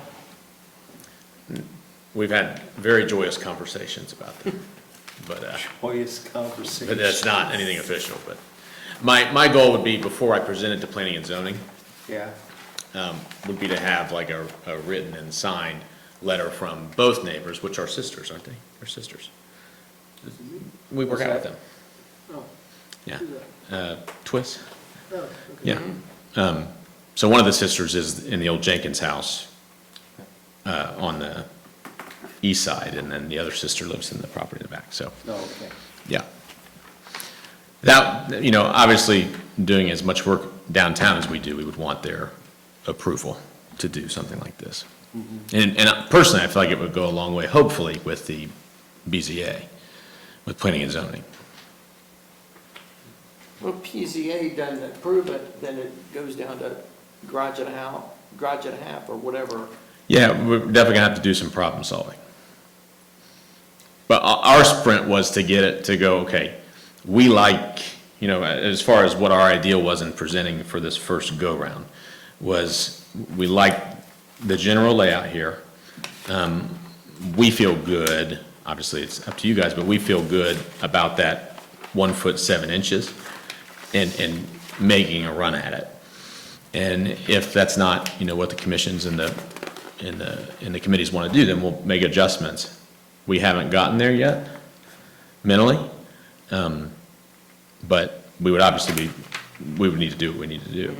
But our goal would be, when we redo these homes, Trine Street was similar, it's like, how can we take these limited lots and check off some boxes, check off 4 bedrooms, 2.5 bathrooms at least, and a second living space for families that want to grow. And as ideal as possible, parking on these very limited lots, just like Trine was. And so, just like with Trine, we had to go through that variance to do the detached garage in the back of the property. We realized that a variance on this property somewhere was somewhat inevitable. And, I think the thinking is one, beyond historic precedent, the issue, it seems like the proper solution for the neighborhood in that West Liberty has garages and parking in this area that comes off that side. That seems like kind of a natural development pattern in that area versus having a drive access. While the property just to the east does have a drive off of West Columbus, that seems kind of contrary to add another garage or curb cut in that area, losing the parking off the street, interrupting pedestrian walking. We don't have pedestrian walking along West Liberty, so we wouldn't be, introducing car traffic crossing across let alone to have an addition, you wouldn't want to have it up towards the West Columbus street facade, because then you're competing with the original historic house, so you set it back, and so all of a sudden, you have you're losing your yard space because it all becomes paved. So I think there's a lot of benefits to this solution in that you maintain this, really nice eastern yard space that presents to West Columbus, then has the loading of the car parking on West Liberty where it currently is. It's just a driveway at this point. And the relative closeness to the property line, that there's still enough room, there can be an agreement made that, if any maintenance that has to happen, or even during construction, that, the neighbor, I think you could work on agreements with the neighbor, and I mean, again, you're gonna have to have conversations with the neighbor. But, so it seems very doable in that we have almost 6 feet of space between the existing structure and what's there. Now, obviously, if they came back and tore down that garage, and wanted to build something closer, that's something that would have to be addressed further down the road. But I think at this point in time, this seems like the right solution for this house to get the program that Kevin's looking for in that box. Another, just something to point out that Andrew and I have been talking about is the home was built prior to these roads being built, prior to the right-of-ways that now encroach on the actual home. And so where that garage front is, that is just clear of the right-of-way. So we're even limited on, east-west movement of that addition from that standpoint. So we tried to honor that as well. I mean, I like what you did. I just don't know how we as a landmarks commission can say, yeah, we're okay if you encroach it on that. It's a recommendation. It's all It's all just we a can give is a recommendation. Oh, I know, but still. Yeah.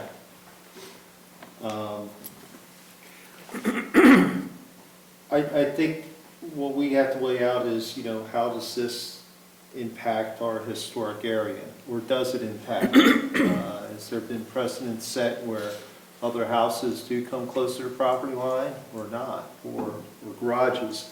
I think that if this was a actual living quarters and part of the main house that was put that close to a property line, might have a little problem with it, especially if the neighbor's house was right next to the property line. But that's not the case here. We got a garage next to a garage.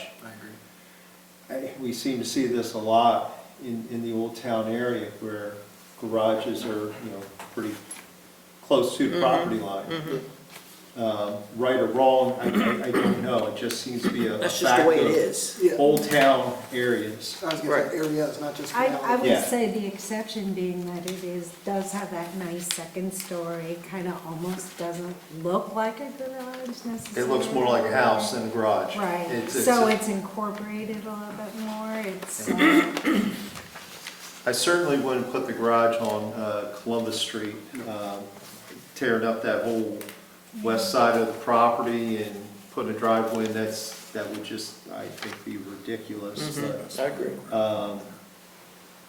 Liberty Street is the logical place to put the garage for the entry to the garage.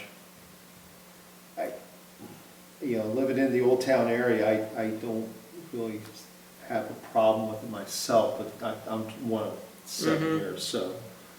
Oh, no, I'd like to see where it is shown versus off Columbus Street. What's that now? I mean, I like it where it is now. You like it as is, yes. I like it as is. I do too, yes, I do too. But we're, again, 2 of 7. So, I personally don't have an issue. I mean, I think we look at each property individually. Yes. And I think, like what you said with the garage, it is tight, but you see this all the time. I work in Urban Village all the time. It's Yeah. way tighter there. Those dense populated historic areas, the garage to garage is pretty common. yeah. Again, I think it'd be different if it was garage right next to a house, okay? And not the case here. It's not really encroaching on this twist living space. With that said, and back to your structural questions and requirements, I mean, most of what you're talking about doing on the inside doesn't affect us. Right. We're just exterior facade. I like what you've done here with this, you know, you got a slight setback from the garage, so although this picture here looks like a giant, long Right. ship or something, it does have some dimension that, for me, thinking about if you get this variance and how are you gonna re-roof what you need? There seems to be a lot of other things that need to happen prior to that. Because Yep. looking at the west elevation, that roof line appears to be continuous. Yes. And although I know this may not be the original roof, the standing seam that's on it now, I do feel like a standing seam roof is probably appropriate, at least on part of this, which I would love to see on the front part. But the way you've got that roof tied in the back, it makes it kind of difficult. One thing, Pete, just to point out, we had tried to, because I agree with the other, I don't know if there's anything more beautiful than a standing seam roof. One thing I thought that the Cantors did really well was tie in, like especially on their front porch, that standing seam element. And so we tried to, over the orangery, that orangery, which is my new favorite word, was to do standing seam that would be visible from the front. And then also, we had this conversation last time, pork chop, eyebrow, whatever it is above that second story porch, was to match standing seam right there, and then to add, what the goal was to add sufficient detail with the railings that would be visible from the front elevation on that second story porch, with a differing detail which actually matches, which again, I have a photo of this if you guys want to see. It matches a design of something that we uncovered on the second story, which is really cool. I'm sorry, what part matches the design? And so, He's talking about the railing at the front Railing. stoop. yeah, the front stoop railing. It's a wrought iron railing. Yep. But that matches something that we found inside the house is pretty cool. And so the goal was from the front elevation was to really try to hit the detail with the different trim, and I don't know what you want to call this detail here. Well, it's just a recessed panel detail. Yeah. But On the even orangery. on the Liberty side. It's more standing seam. Introducing standing seam over the small side door, that's the side entry, and, and, up in the eaves underneath, in the gables on the front, those. Returns, yeah. The returns could also be, metal returns and that sort of thing, so it would be. So just to be clear, between the orangery and the garage, you have a section over that little indented porch, or I guess that's an added porch. That's standing seam. Well, no, the roof, the flat roof on the orangerie would be. How did you say that? Orangerie is French. Okay. That's a pergola. Man. Okay, so the only standing seam is up top of the garage and then around. You'd probably do a the flat west. seam on that orangerie roof that you could match color-wise. It's gonna have a slight slope to it, but not much. Well, you wouldn't see that anyway, Not gonna see it. unless you're up on top of that balcony looking down. Yeah.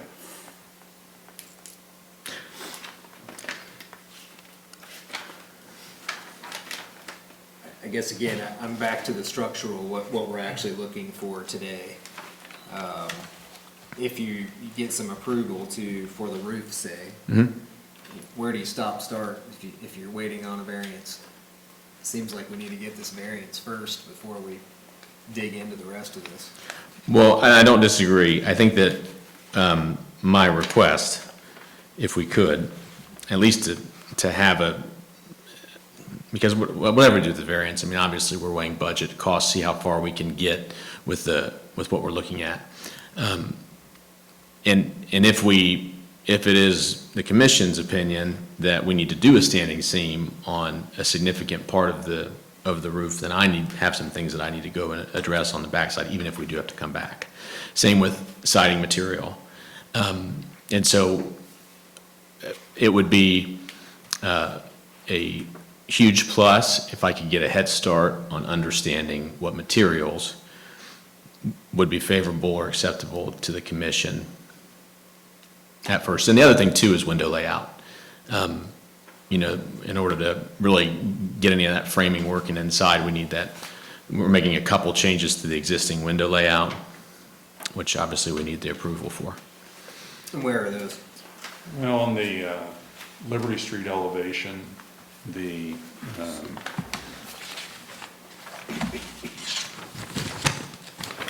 this window, these two windows would change.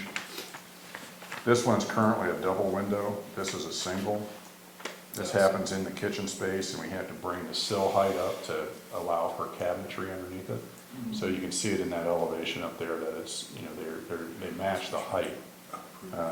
This double does. So that would be a small change on the Liberty Street side. The Columbus Street side doesn't change at all. But the garden, the east elevation, Andre. basically that entire elevation is reworked. These two windows is really, or there's an existing triple on that side, and we would maintain two of the three. But other than that, you know, the stair window's there and approximate that location, but it's a larger window, and we propose going with the smaller window. And Taking those 4 windows down to 2.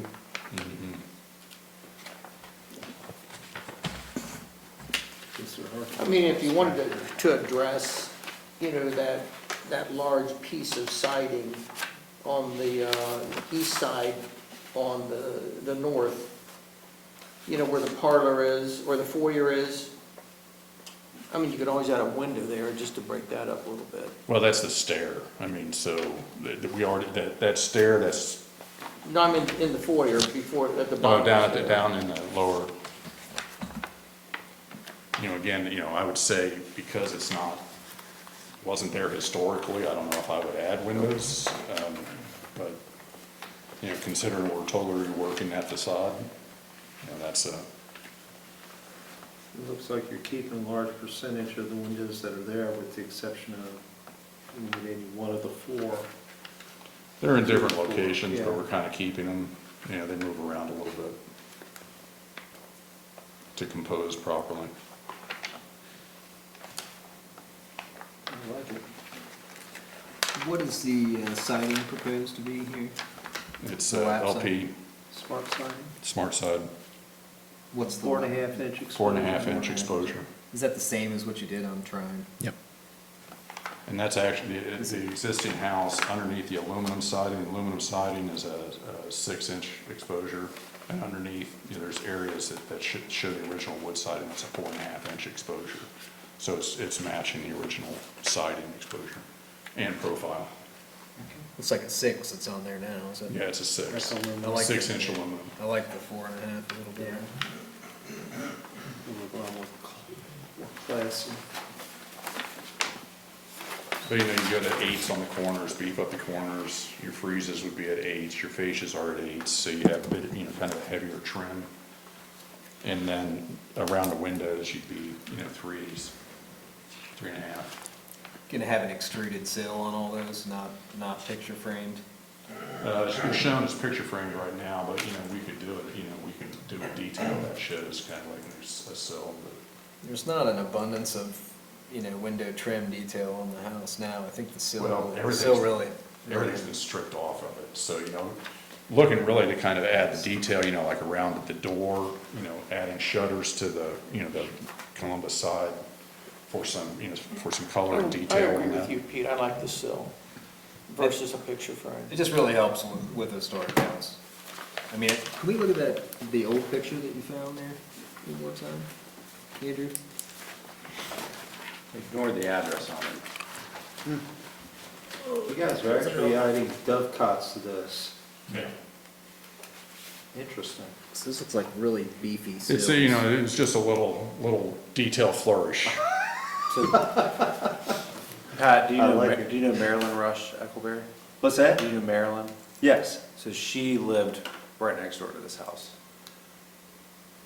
Sure looks like stone sills. And she said that she was a kid, basically, when the back addition was put on the house to make it a duplex. Yeah, So she remembers, like, this house was very, very shortly a single-family home, and immediately transformed into a duplex that's in this photo. I mean, you got the side entry off of Liberty there, and I'm assuming that was the front door for the back. It's the second unit. Yeah, she said it was an up-down unit. Yeah, really? Yeah, she said that when it was built, the primary door went upstairs on Columbus, and this downstairs door was the whole first floor. Okay. There was any of you are welcome to come see it in its current state. It's kind of fun.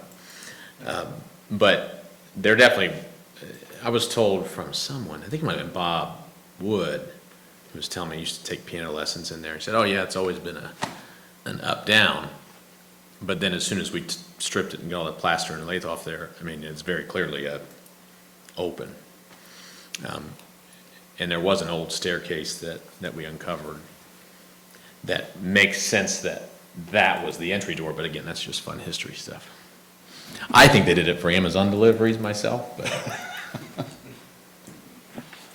Looking at this old picture, does it not look like this, it used to have big stone sills? Well, it's not a brick house, I think.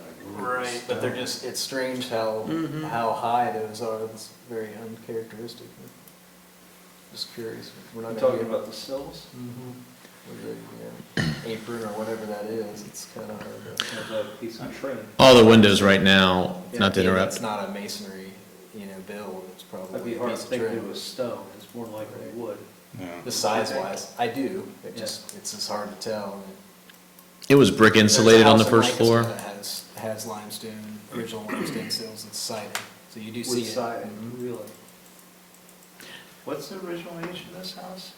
1859, 1853. I get that date and the date that the town was incorporated, but this was built before Canal Winchester was incorporated, or Winchester. Fun detail. I definitely think some sort of extruded sill is appropriate here, it would really help with the trim. Got one, kind of more of a three-sided casing on the outside. We can do a skirt, Should be an we can easy- do a skirt detail, that's. Yeah, underneath, little apron detail.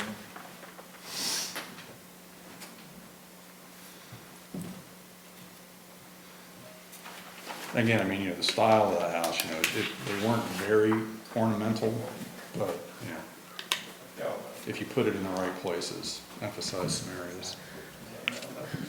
Andrew has a photo too. There was some really cool, what would you call it, bracing on the interior framing. It has the old pegs in it and everything. You can see it now. And so while we write it as pergolas, really we were looking to bring that architectural detail and kind of Just some, fashion them as. some timber kind of idea. The inside, it is kind of unusual because it's not a typical balloon frame, and there's a lot of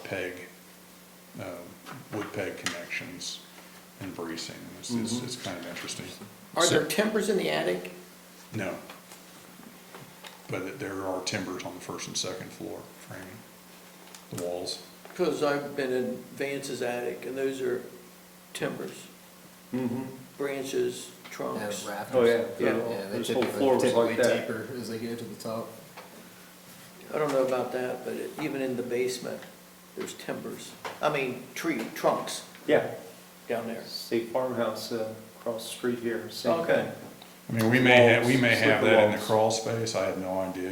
This crawl space is only about 12 inches deep. I'm a little too big to crawl underneath there. You're talking about sleepers, logs that are flattened on top bottom typically. No, these were just regular round. No kidding.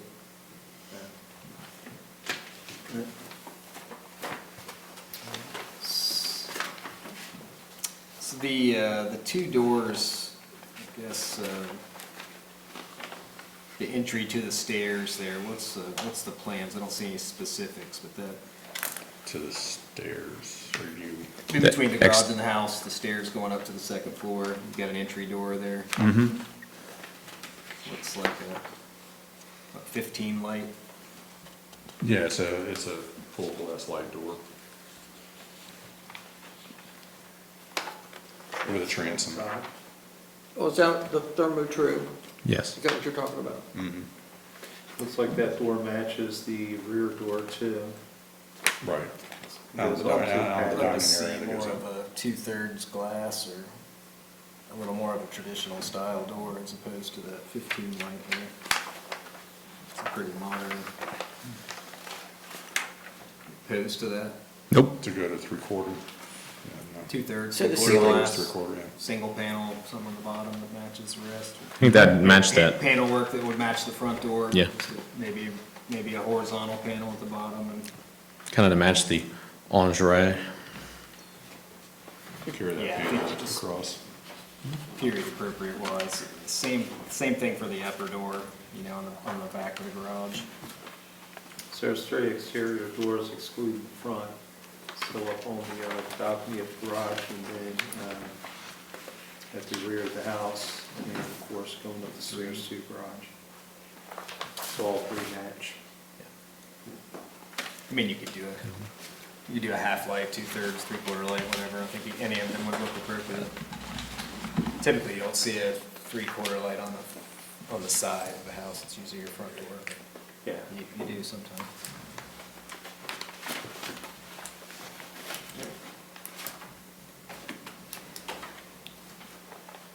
So what are we looking to approve so you guys could take it to the next step?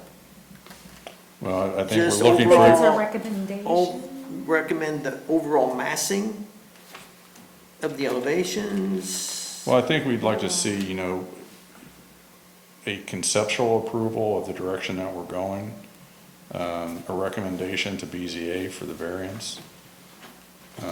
Window locations. Yeah, I think that falls under the conceptual, and we'd have to come back with further detail and pick up any, your comments with regards to any recommendations.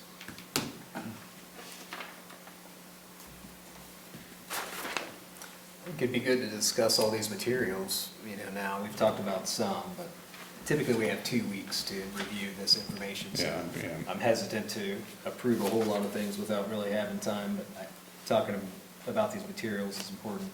Sure.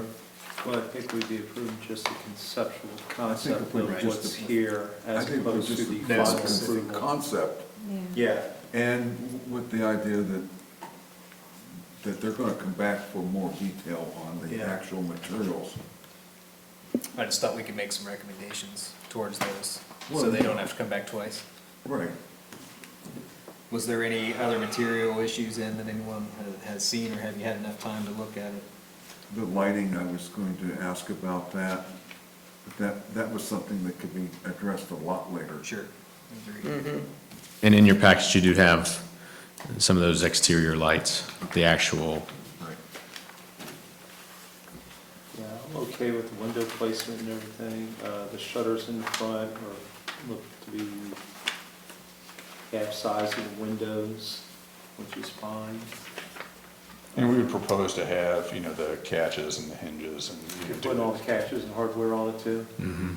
Very nice. Are those a raised panel shutter like the front door? Is that the plan? Yes. And those are wood, it looks like.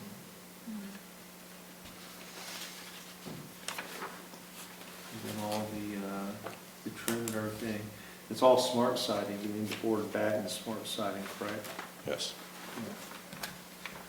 Everything's smooth side out. Yes. Looks like all the porch columns are all square, right? Yes. Half round or OG gutters? Those are OGs, they're K-style gutters. I like the half round, they're the OG. It's a K-style gutter.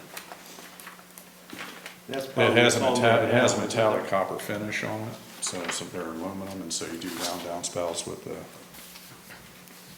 Aluminum with a K-style. copper finish? Which, Pete, I think I actually like that antique bronze finish that you recommended for Trine Street Yeah, it's sharp, isn't it? instead of the copper. So that was maybe the one. Oh, okay, we didn't discuss. We didn't get there, we were working on didn't get boundaries, so there. I thought it said bronze. Yeah. Yeah. Yep.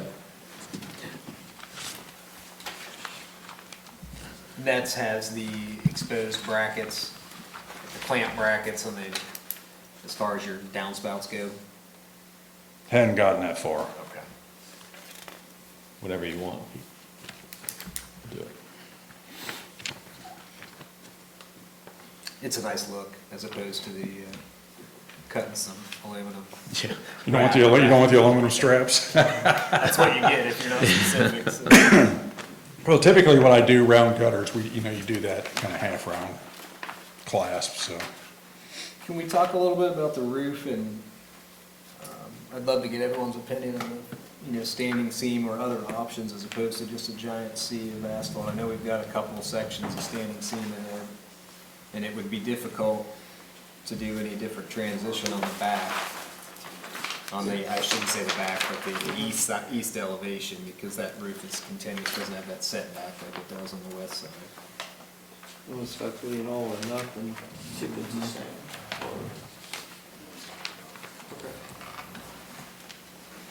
I mean, you could soften the garage a little bit. That's a tough transition. You'd be better off just to go all or nothing on it.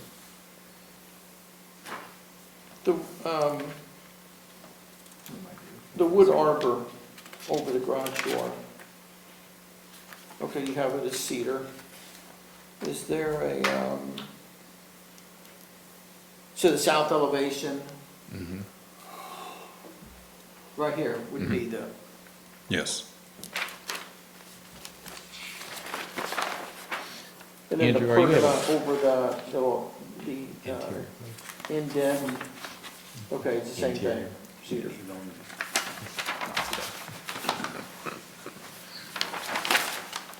Kevin, I know you said that you found some wrought iron detail. And what we found detail. It's a wood detail, it's an old wood railing. Above the current indented porch, it was actually, seems to be, it was a sun porch of some sort, but it was. Before it was enclosed? Yes, before it was enclosed. And so there's some beadboard that covers the old railing, and then it has these round, Are we looking at this one? I've got a photo here. So that's a nice termite image too, in that back edition. That's pretty good. Old stuff. Wow. Yeah. Just a couple. Just a couple, that's on both corners. Yeah. So the plan for that railing, I mean, is that something you're gonna have totally custom built? Yeah, that'd be a custom rail. That's nice. Thank you. I can get an enlargement of that, it's kind of hard to read in that little. So Pete, is this the railing we're talking about? No, the upper balcony, the back side of the garage on the east Yeah. elevation. Yeah, the upper balcony was completely more of our attempt to add an additional detail. Because color-wise, our goal is to kind of honor that Greek revival kind of feel, so everything in that original home, other than like the shutters, would be that shoji white on the color sheet that you got. And so we tried to do more with texture and with trim detail, and rather than, we had a stone apron as well, the different color gutters. So really, all the way back to, on this elevation that's in front of us now, all the way back to the first column there on that addition would be that white color. On the other side would be technically in a different spot, just because that's where the break is. So we would do the shoji white predominantly on everything in the original home. And even the first floor of the addition, and then you change the color toward that, so you get kind of break. It helps break the scale of that, increase the differentiation materially and colors. What is that color expect to be? That Fawn fawn brindle? brindle. That's a good one. That is a nice looking It's a good color. grayish. We just finished an addition with that. Oh, yeah. The whole inside of it was fawn brindle. The soffits for this, are you using like a T&G, or is it just going to be a smooth I'm not sure what the softness is. soffit? Yeah.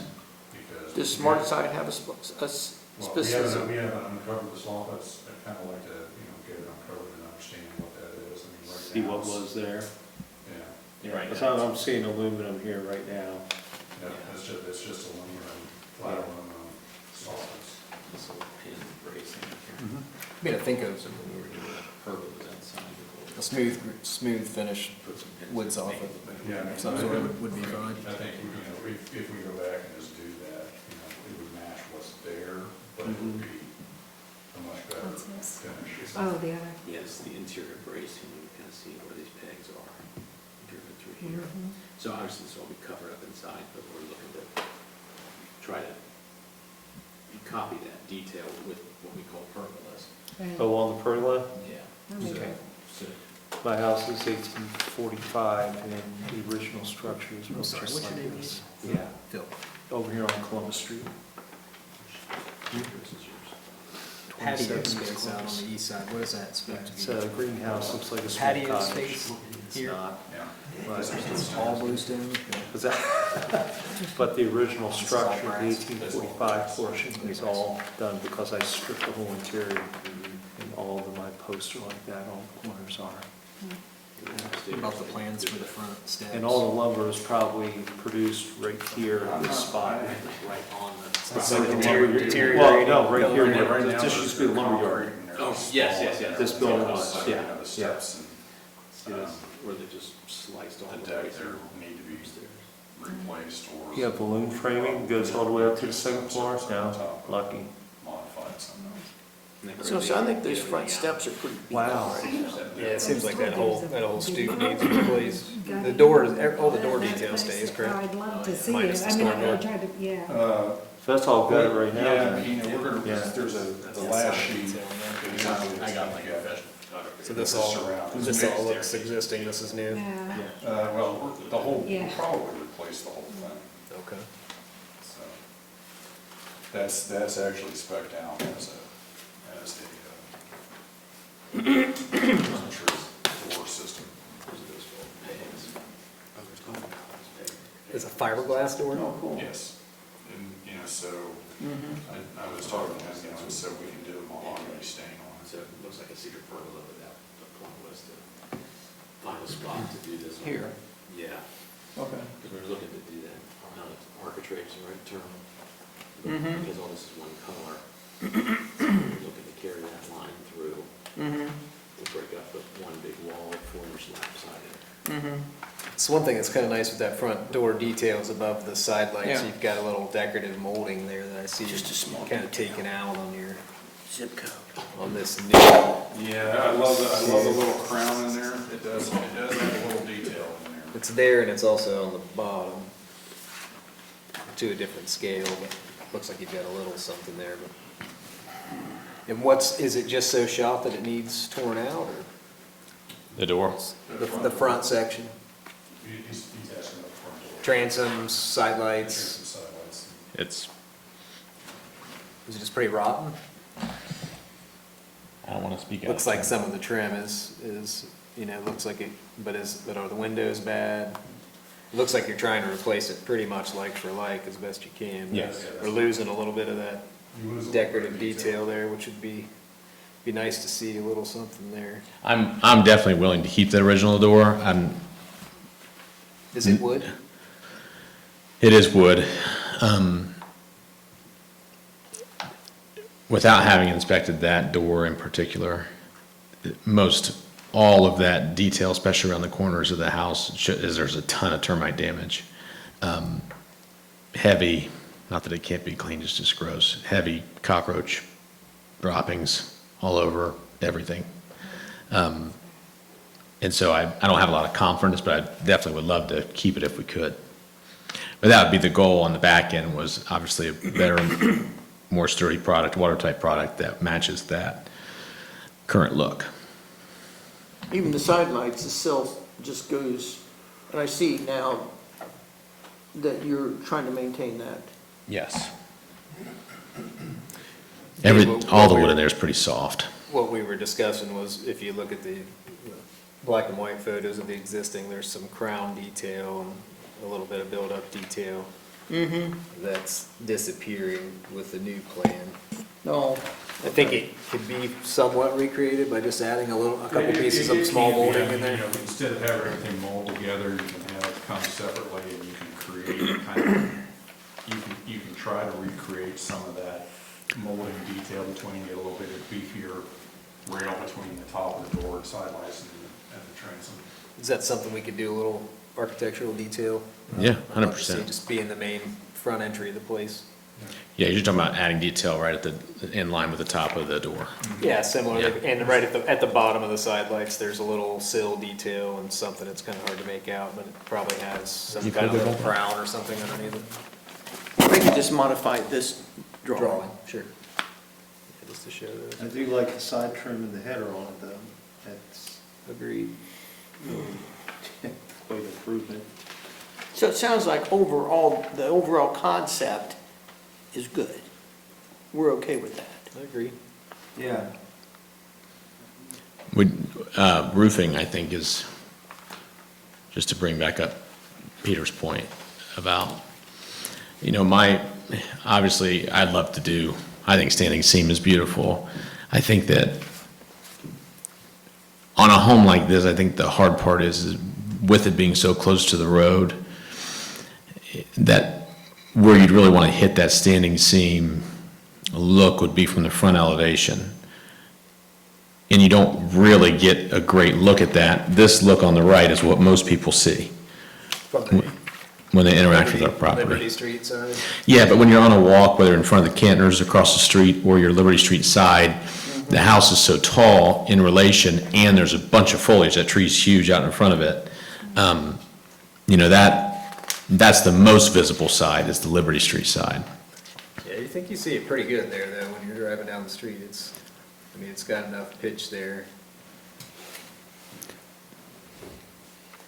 Typically, there's some kind of compromise. In my house, for example, I had some really bad deteriorated slate, which I needed to take off, but I we softened the upper roof, but I wrapped the entire bottom and standing seam, which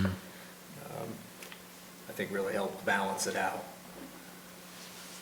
There's just not a whole lot that you see with a couple areas of standing seam that we have in the plan. It's really hard to break it apart here, kind of. Pete, what about, what's your opinion on doing I'll call it the very front elevation? The cross gable on the front, you just do that and standing seam and do the rest of it and the dimensional shingle. The front and coming down the back On the back to the side, to the yeah. transition. And You do that crossing gable. Yeah, so just both sides of the gable, then your asphalt would come into it. That's kind of what I was thinking a minute ago. I think that would work. I just wasn't sure how that transition, I guess. Are you doing exposed valley? You just transition in the valley. Everybody understand that? Yeah. I think that's worthwhile. And keep the You standing mean the seam in the other areas that you. The standing seam being here and here. Yes. And this would be asphalt. In the garage would be asphalt. Yeah, And okay. of course, standing seam accents above the doors and the porch. Yeah, we're drawn. What color standing seam did you have? It'd be tinner's gray. Be what, I'm sorry? Tinner's gray. It's on that, It's a historical color. It's on your color sheet.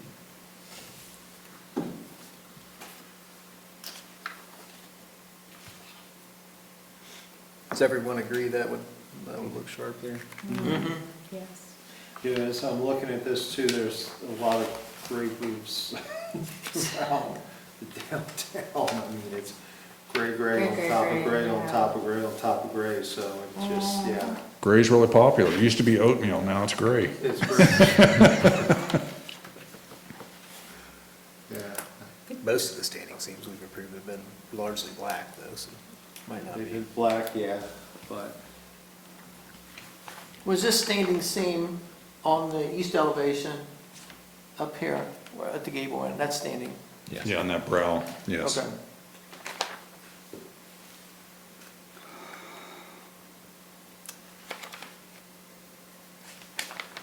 Yeah, I'm good with that. So I'm kind of seeing four things here. One would be recommendation for a variance.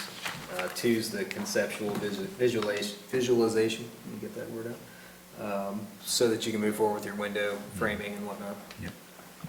Then the roof material and that division.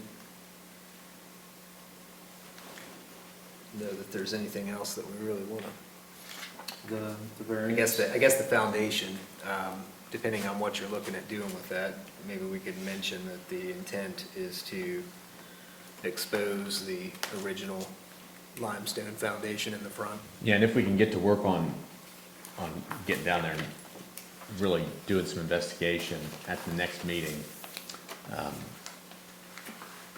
if I have to, like if it's not in great shape or however that works, I can bring samples of any sort of veneer we would be looking to do. So you're looking for permission to kind of do some exploratory demo and remove the skirting? Yes. Just in the front area? It looks like that's the only place. The front and the wrap around the side? I would just say All of it. wherever it is. Yeah. And then also address the secondary doors that you want to see 2/3 lights. Yes.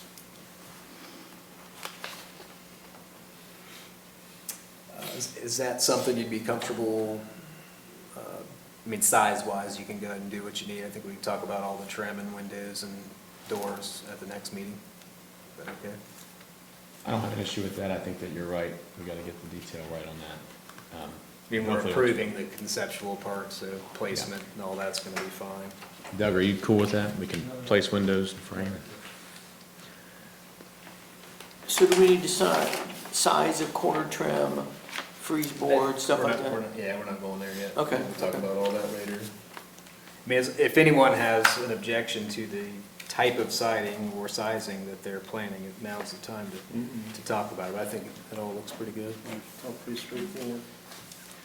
One clarification, as a matter of maybe compromise, with doing the standing seam roof on that, that cross gable on the front of the house, could we get approval to do the Anderson 200 series simulated divided light on the entirety of it? If we're going that extra mile on the roof. Thoughts? Simulated as in? I think the windows kind of, and doors fall in with the trim cohesively, so I think conceptually wise, I think you're fine to frame all your openings out, but I think I'd like to get a little better. It wasn't better a detailed no. list of exactly what outside and inside corners are gonna look like. No, that's okay. And we can come back maybe next month with some thoughts and some photos of taking all the aluminum siding, vinyl? It's aluminum. Taking all that off, seeing what's underneath, seeing what still has integrity, and kind of coming up with a better plan for soffits. And So Andrew, this will be on which P and Z meeting? So I'm wrapping my head around what Pete just said. So the only item that is being voted on this evening is for the roof on the main two-story portion of the house to be a standing seam with the color spec'd in the application, and the remainder of the roof to transition to the asphalt that is spec'd in the application, and that's it. As far as specific approvals. And then for Planning and Zoning Commission, you're making a recommendation for the concept of the addition as it relates to the side yard setback to the south. So, yeah, it's a reduction from 5 feet to 1'7". So roof and a recommendation for variance based off of the concept plans, but with the exception to the roofing choices, everything else is coming back, correct? Correct. Now, you did talk about doing some exploratory demo on the front skirting, but you just said something about ripping siding off. So we were talking just foundation work until you come back. Am I on the same page? are you telling me not to rip the siding off? I think that's taken a big step before any kind of variance is approved. I think I would do what you need to do foundation-wise and see what that's gonna take and. What I was going to say was with the aluminum softening, to try to explore what's underneath that and what the condition is writ large on the property as well. So I think at some point, I guess I'm just concerned about ripping all the siding off and leaving everything exposed for if it takes some time for you to get this variance. Yeah. No, I don't disagree. I think that my approach, I'm speaking out of turn this late. Rich said he was ordering pizza, so. I told you to order. But, we would attack that original house first, regardless, even if we were messing with that addition. And half the siding is already falling off anyway. I guess the difficult part of not approving that removal of siding is going to be difficult to make framing modifications and take some windows out. But you're talking Without just doing on the original structure, so that wouldn't, It wouldn't affect the variance of Variance. the garage at this point. No. No. No, I'm getting at, to resize window openings, it's going to be difficult not to remove siding. And Right. if you're removing just sections of siding, that's probably going to look worse than ripping the siding off. It's already kind of falling off, as it is too. I'm a little hesitant to approve that at this phase. I think we ought to get the variance,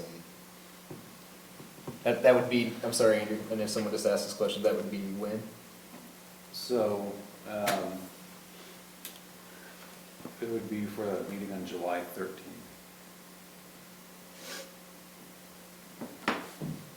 Would that give them time to get on, probably not back on July's agenda then? The submittal for the July 27th landmarks meeting is on July 13th. They can go ahead and apply for be on the meeting and, I mean, that would be my plan, is to go Yeah, ahead. just go ahead and If we're gonna apply. go ahead and apply, we'll have new materials based on this conversation this evening and move forward. So we put a hole on the siding. Does anyone have a problem with them ripping the skirting off the bottom to at least address the foundation No. issue? I think we can state In that. this photo, it's not the street. That's a separate piece of siding anyway. It's separate from the horizontal siding that wraps the house anyway, so it's just a skirt. Any further questions? Does anyone want to try to make this motion? Well, just so we're all on the same page, so it's gonna be a recommendation to BZA for the variance for a reduction of the side yard setback from 5 feet to 1'7". It'll be allowance to remove the aluminum plywood skirting around the foundation from an exploratory standpoint. It'll be a roofing approval for the existing house only, and it'll be a conceptual review or a conceptual approval of the direction of design. So 4 items, is that correct? Yes. Okay. From mine, I don't think that the conceptual review approval it needs to be a condition, because that's nothing you're achieving. It's just what this process is this evening. So maybe if that was in the motion, that the concept for the building project is approved with these conditions, because it's not something you can act upon. Right. With the conditions of returning with further information, you mean? Yeah, so like basically what I've written down here, and correct me if I'm wrong, whoever is making this motion, that the Landmarks Commission is approving the conceptualization for the overall future project with the conditions that at this time, the roof on the main 2-story portion of the house be standing seam metal, and the remainder of the roofing on the existing structure be transitioned to asphalt shingles, that the variance recommendation of planning and zoning for the side yard setback be recommended for approval based off of the concept plans, and that the skirting around the house can be removed at this time. Those 3 things is kind of what I have written down as being actionable items. Work for you? Works. I need someone on this 7-member panel to repeat that, though. I can't be able to make it. I'll try to get it as best I You can. did a great job. Can I just say what Andrew said? Yeah. yeah, that, I'll just go with that. yeah. All right, I would like to make a motion to approve application CA-26-023, is that correct? Yes. First of all, we approve the conceptual visualization of the project with the following conditions: that the existing front portion of the house roof to be standing seam in the tinner's gray color. It's both the front and back side of that gable. The remainder of the roof will transition into graphite asphalt shingles. We also are approving only to remove the, it looks like vinyl skirting, maybe it's aluminum skirting around the base of the house only, no siding at this point. Fine. And we would like to recommend to planning and zoning a variance for a reduction from 5 feet to 1'7" off the southern property line. Did I miss anything, Andrew? One question here, with the variance, do they have to get signatures from surrounding? We do not require signatures.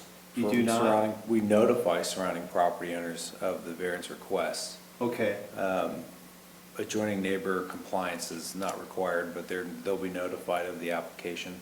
okay,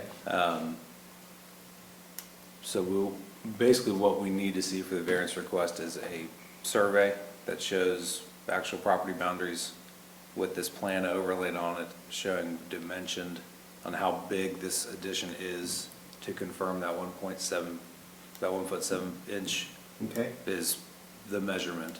Because that's one of the items, like this right here is a concept. Like this isn't dimensioned to make it anything, really.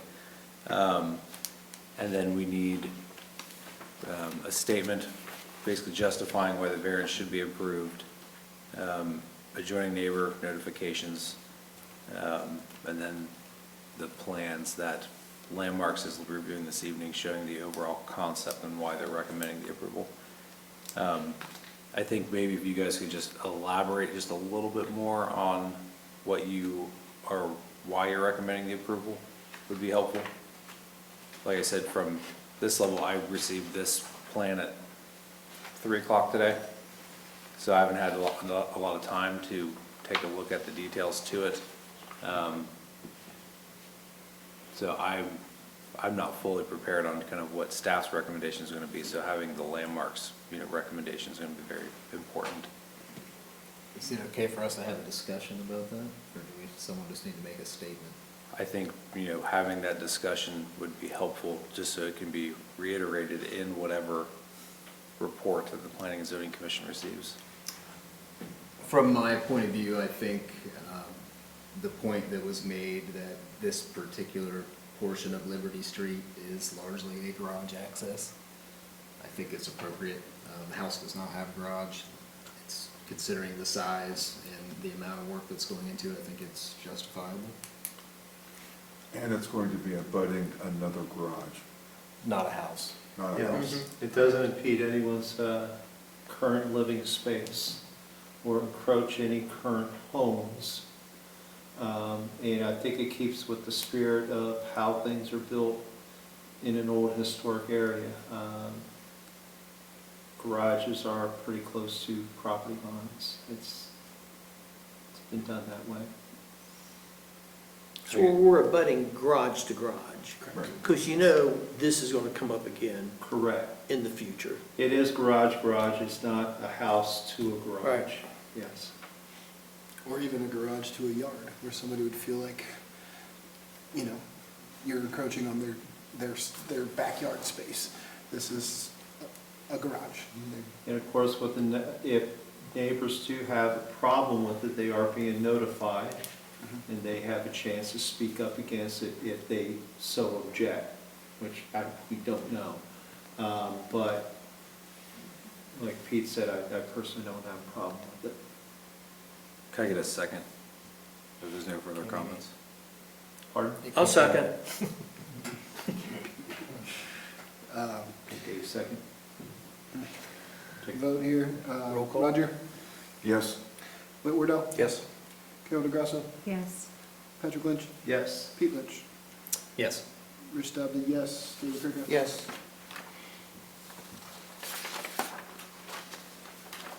Good. Thank you guys so much for making the extra time. Yeah, thank you. Appreciate Really it. Appreciate it. Good luck with that house. No, thank you. Hey, and if any of you guys want to come see it, I know we talked about it a little bit. Oh, yeah. There's probably still time Wander to down get there pizza. sometime. What's that? Be here a few minutes, there's probably still time for pizza. Yeah, exactly. You guys, I owe you pizza, that's for sure. I'll be back in July, so. Thanks, gentlemen. I do not have anything for old new business. In that case, I would like to make a motion to adjourn. Second? The time is 9:35. David Kirkhoff? Yes. Rich Dubby, yes. Pete Lynch? Yes. Patrick Lynch? Yes. Joe DeGrasso? Yes. Will Wardell? Yes. Roger White? Yes.